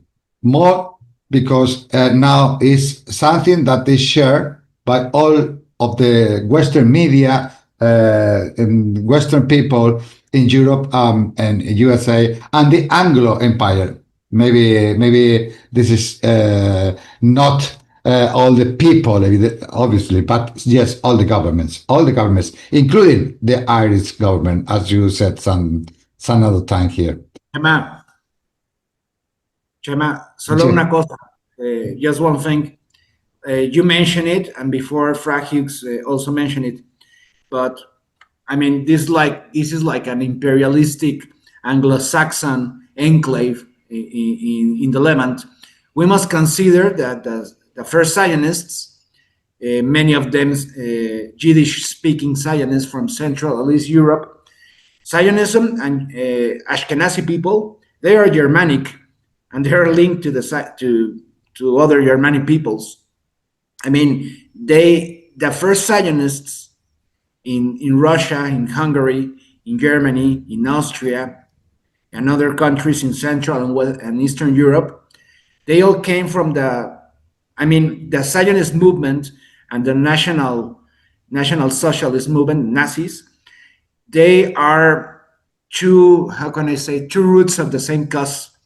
They are two supremacist projects linked to the supremacies of Germanic peoples.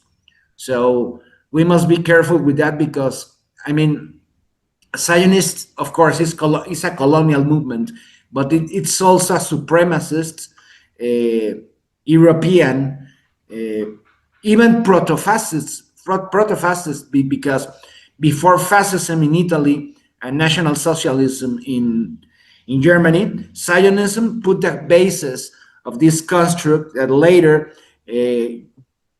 Germans of not Jewish families copy from Zionism. I mean, we must understand Zionism as just like a form of colonialism, but also a form of supremacy. That, I mean, from the last quarter of the 19th century and all along the 20th century, became one of the worst things that humanity has lived. I mean, I'm sorry. Yes, thank you. Danny? Okay, the last sentence, sorry. Yeah, we have to understand the Palestinians carry on their shoulders all the destiny of the whole humanity. This is the main issue. Agree. Well, Frank Hughes is our inviter. I think he must end this first conversation that came from your last movement in the last but not the finish movement of solidarity. Thank you very much, Fra. You can add it whatever you want. You do not need to be brief. Okay, thank you very much. I think the first thing I'd like to say is I don't think there's anything I disagreed with that I've heard from anybody in this conversation. And it's good to broaden the conversation out, to take in the wider ramifications of not just what's happening in Palestine. For me, Palestine is only part of the jigsaw. It's Palestine, it is Venezuela, it is Iran, it is China, it's Cuba, it's Burkina Faso, it's the people fighting imperialism in Africa, it's fighting French.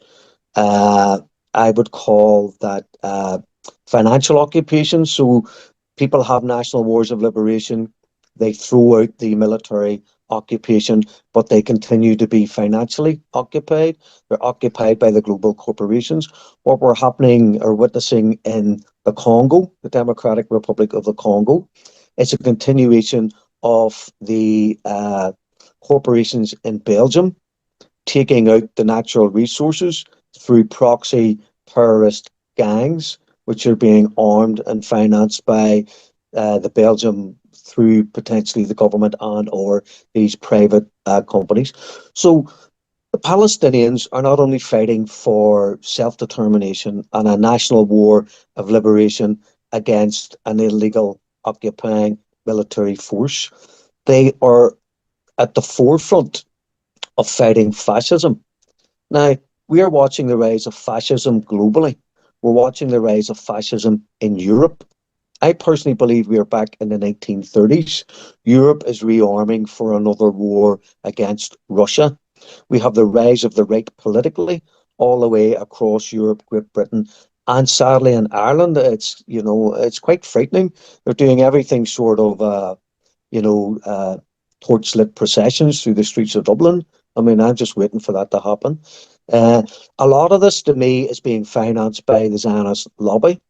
The people on the right who used to be anti-Semitic are being encouraged that Jews are not their enemy.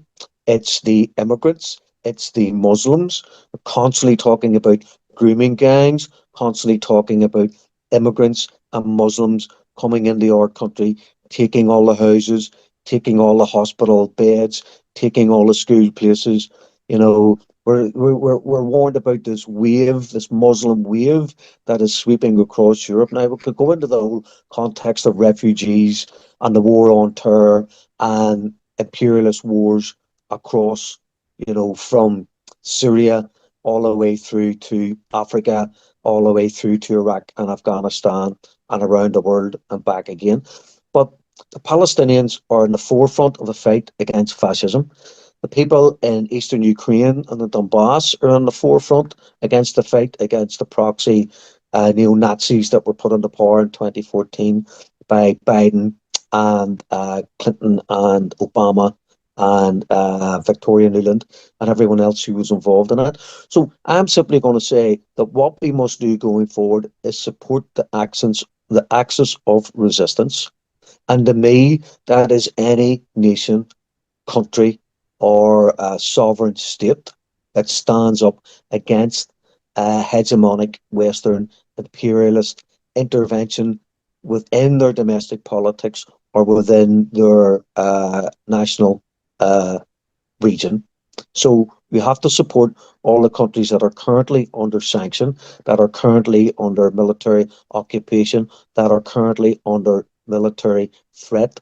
When it comes to the proposed what's going to happen in Israel in the years to come, I hope it implodes.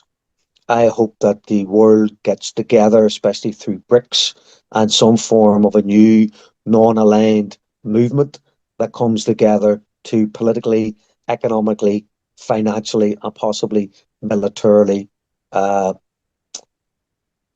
kind of isolate Israel and bring it to its knees. But you know, Israel is a colonial project. It's using 21st century arms with a 17th century colonial replacement through displacement mentality. I don't know what's going to happen going forward because it's a nuclear armed state. The Iranians show them what can happen. The two things that happened after October the 7th, and I'll just finish on this, I agree 100% with Daniel that it exposed the hypocrisy of the West. It's shown not only the world, but it's shown the domestic citizenry of those countries, the false democracy that we are living under. The idea that we have the power every 4 years to change the government. We change as the faces of government. We don't change governmental policy domestically or foreign. That's the deep state. They will never allow anyone in the power, like Jeremy Corbyn in Britain, demonised, accused of being an anti-Semite. That man's not even a radical to me. You know, he just wanted to talk about justice and talk about a Palestinian state and talk about putting more money into the health service. He's not a radical politician. He's definitely not a revolutionary. I'm not disrespecting him, but I wouldn't even let him gain power in the United Kingdom because he was a threat to the deep state.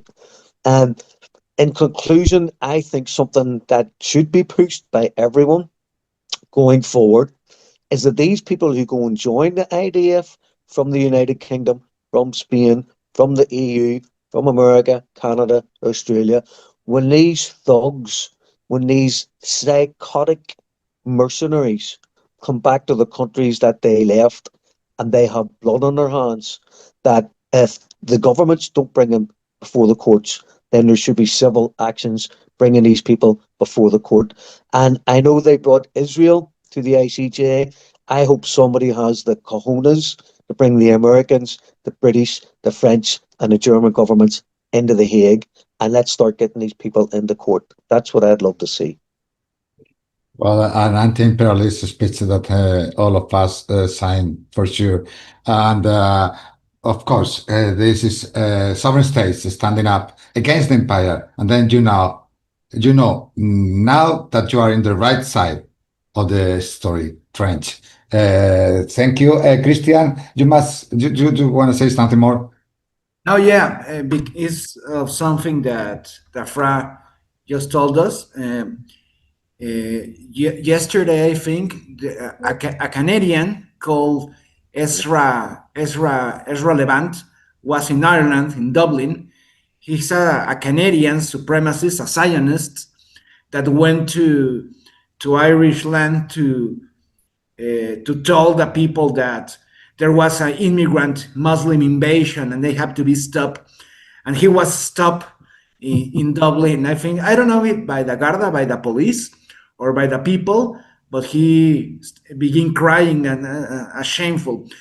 And this guy is relevant, and I told again, he's Canadian. He's linked to the British with Tommy Robinson and all this stuff that are Zionist agents. So we have to be careful because they're trying to do this. Also in Mexico, for example, in Argentina, in this week, there was in the news that the people, the military invaders that killed these Palestinian children, like with 300 shots in this car, they are from Argentina. And right now, many of them are in Argentina, working with the government of Milei. So once again, Zionism is not only against the Palestinians, it's against like an extreme right, fascist supremacist ideology. It's against all the peoples and all the resistance in any form, in every country, in every continent. So that's just what I want to say. Well, this program gonna be tomorrow, released in less than 24 hours in the new channel, because YouTube canceled again our channel, just erased today, because YouTube say is a political terrorist information. We are political terrorist information. Well, then we tomorrow is going to release this program at the same hour. All is going on, and of course the rest of the programs are in the website. There is no problem. We preserve everything, and then we are now trained to do it good. Well, thank you. Maybe Hughes didn't answer the first question of Daniel Lobato, similarities between Ireland and this, but I recommended to you, Daniel Lobato. I sent you the last conversation, because Hughes, in the last conversation with Lorena and me, was talking about this. I think a lot about this Irish position in front of the British Empire or something like that. It's like that, Frank? Yes, correct. I think it's a good recommendation. I send it to you, and you saw that is perfect for the question. Thank you. See you soon. Tomorrow I send you the link. I send you everything, and was a pleasure. And well, don't worry, Daniel. It's like we are in life when we join together, activists of the fighters of resistance. We talk like this with all these problems to find the word, the lexic. But at the end, we all together understand each other. Excuse me, just to make something clear important. Did you know that there was a Zionist, not prime minister, president, that was born in Ireland? Mm-hmm. He was an Irish citizen. Herzog, I believe. I wouldn't swear to it, but I think Herzog. That was a member of the paramilitary forces. Well, I mean paramilitary forces. I mean terrorist groups in the first days in the occupation of Palestine. Just that. You don't need to go so far, because in the United States, they don't answer the question, is America first or is Israeli first? Israeli first. And they never answer the question. They are afraid of say, is American first? And they are Americans. It's like that. It's crazy. See you soon. Thank you for Thank you very much. for staying in the right side of Thank you, guys. Thank you. Very enjoyable. fight. See you soon. Well, now it's ended, and then I think it was not so bad, in despite of our blaster mistakes with the language. But we understand everything, eh? I try to do my best. Was good for you, Fra? Yeah, 100%. Yeah, it's very interesting to hear everyone speaking, because I think we're all on the same page here. You know, it's great. Okay.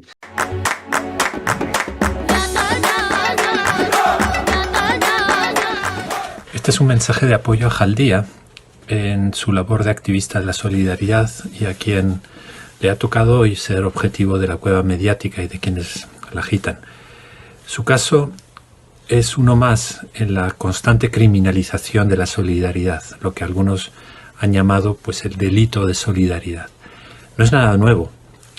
Recordemos que se criminalizó a los brigadistas internacionales en la Guerra Civil Española, cuando regresaron a sus países. Se criminalizó a las redes de solidaridad con la lucha de independencia de Argelia. Se criminalizó a los internacionalistas en las revoluciones centroamericanas. Hoy se criminaliza a los que ayudan a los migrantes y refugiados, y también a los que denuncian el colonialismo. Curiosamente, los más activos criminalizadores de la solidaridad con Palestina son los amigos de Israel y los numerosos voluntarios sionistas de derecha y de extrema derecha que tenemos, por ejemplo, en nuestro país. Yo quisiera aquí aprovechar la ocasión para recordar un par de cosas que tienen que ver con la solidaridad y con la legitimidad de la resistencia. La primera es que la solidaridad no es solo una práctica emocional, una práctica gratuita, light, de mensajes, sino es una práctica política. Y no solamente es un derecho, de hecho, un derecho reconocido, el derecho a ejercer solidaridad, sino también es un deber, una obligación pública. La fraternidad, el apoyo mutuo está en la base, ¿no?, del proyecto republicano.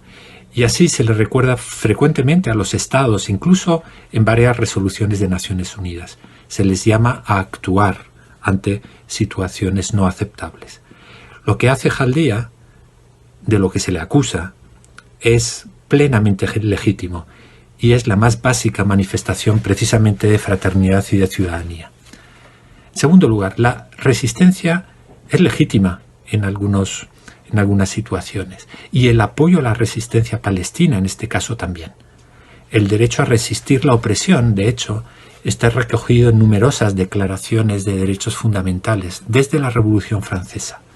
A veces se nos olvida que la primera Declaración de Derechos del Hombre y del Ciudadano de 1789, en su artículo 2, ya hacía mención a la finalidad de asociaciones políticas cuyo objetivo era la resistencia a la opresión. Y en la Declaración de los Derechos de la Mujer y de la Ciudadana de Olympe de Gouges en 1791 se recoge exactamente el mismo principio, ¿no?, el principio al derecho a la resistencia a la opresión. En la Declaración de los Derechos del Hombre y del Ciudadano de 1793 incluso hay 3 artículos que hacen del derecho a la resistencia principios fundamentales, ¿no? Es el principio de la resistencia, el artículo 33, el artículo 34, el principio de opresión contra uno es opresión contra todos, ¿no?, o el principio de insurrección, ¿no?, cuando el gobierno viola los derechos del pueblo, el principio del derecho a la insurrección que asiste al pueblo. En Naciones Unidas también, en 1948, en la Declaración Universal de Derechos Humanos, en su preámbulo se dice claramente: considerando esencial que los derechos humanos sean protegidos por un régimen de derecho, a fin de que el hombre no se vea compelido al supremo recurso de la rebelión contra la tiranía y la opresión, ¿no? Es decir, es un elemento que forma parte del acervo legal, jurídico, internacional desde hace mucho tiempo. Ante la frecuente amalgama y confusión intencionada entre resistencia y terrorismo, cabe recordar que el derecho internacional, a través de una resolución de la Asamblea General de Naciones Unidas, reconoce el derecho de los pueblos a resistir el colonialismo y a utilizar todos los medios disponibles, ¿no?, para deshacerse del colonialismo y de la opresión.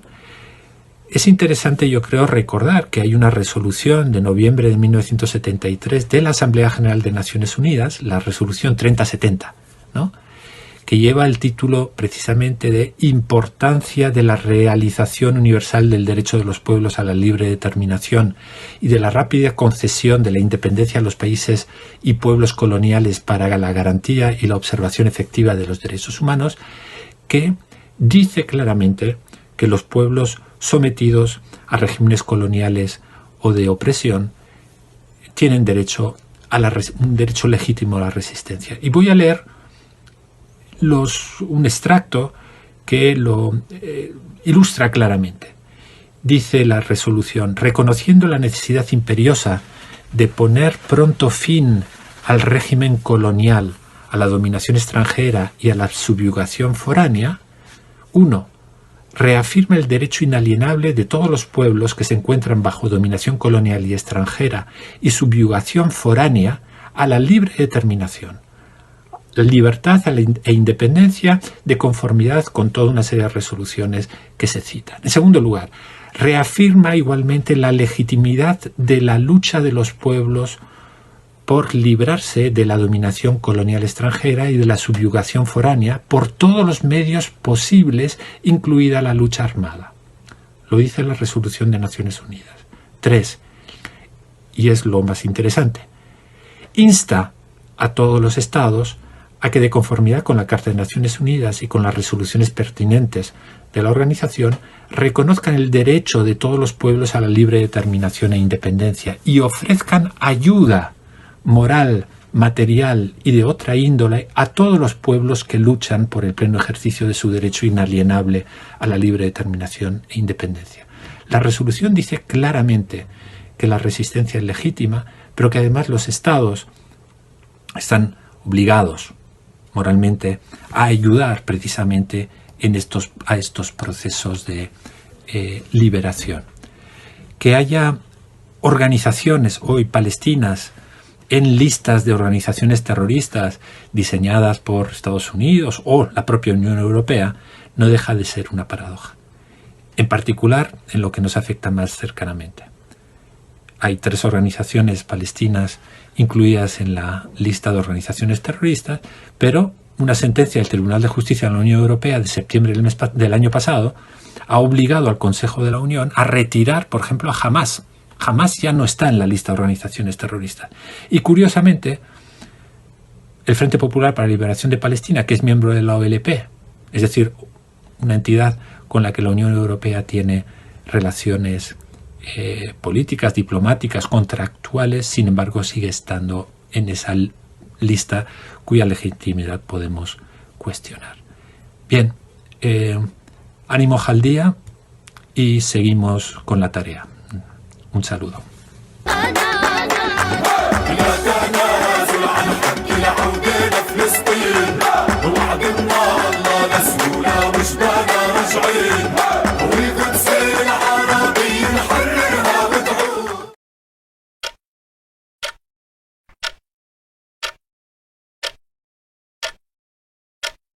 Time is ticking by, the world is standing by, images getting worse, voices getting hoarse, children blown to bits, no one calling quits, humans burnt alive, no chance to survive, mothers scream in pain, exploded child brains, unborn in the womb, straight to the tomb, dreams killed, ambitions unfulfilled, shaking from the shock, death around the clock. Still they insist, toddlers are terrorists, terror in children's eyes, bombs rain from the skies, calling for their mom who was crushed by a bomb. You say we terrorize? Come, see our skies. Yes, that is a dare. Let's see how much you bear. No gluten for your bread, no graves for our dead. No power or water, just barbaric slaughter. Body parts unclaimed, breathing bodies maimed. The rotten stench of death, no time to catch a breath. No time to mourn or think, more hits before we blink. Hospitals under attack, trying to make us crack. But little do they know, even an embryo who's born on this land is born to withstand, born to resist with the right to exist. Resilience is bred, it's our butter and bread. We will not leave our land, why won't they understand? Threatened by babies, children and ladies, from far the cowards kill. Afraid the truth will spill, they can pay for their lies with their diplomatic ties. But the truth is free with the eyes you can see. Apocalyptic views, yet lies on the news are stories for views, not to actually be told. The media's controlled, their news is mostly fake. AI photos that they make, we're robbed of dignity cause we want the world to see. Look and open your eyes. Still, the world denies. The truth is unveiled. Humanity has failed. Give them hell. They tweet from their rich and comfy seat, hearts hardened and blind, brainwashed, confined. Who gets to decide whose murder's justified? Who gets to pick? This all makes me sick. We went back a century, Holocaust, slavery, white superiority. Animals are not so cruel, they don't mock and ridicule. Making TikToks of our pain, that's below inhumane. But the people awaken, outspoken, unshaken. Go, shut our accounts, we know you know our counts. That's why we're a threat, we simply make you sweat. If the G word is banned, it means you understand there is blood on your hands. Go censor and delete. Let history repeat. Politicians two-faced.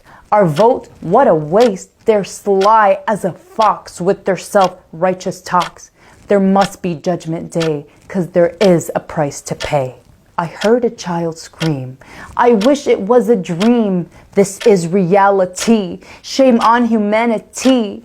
Time is ticking by, the world is standing by, but decades from today, we can proudly say I felt a fire in my chest and I passed this test.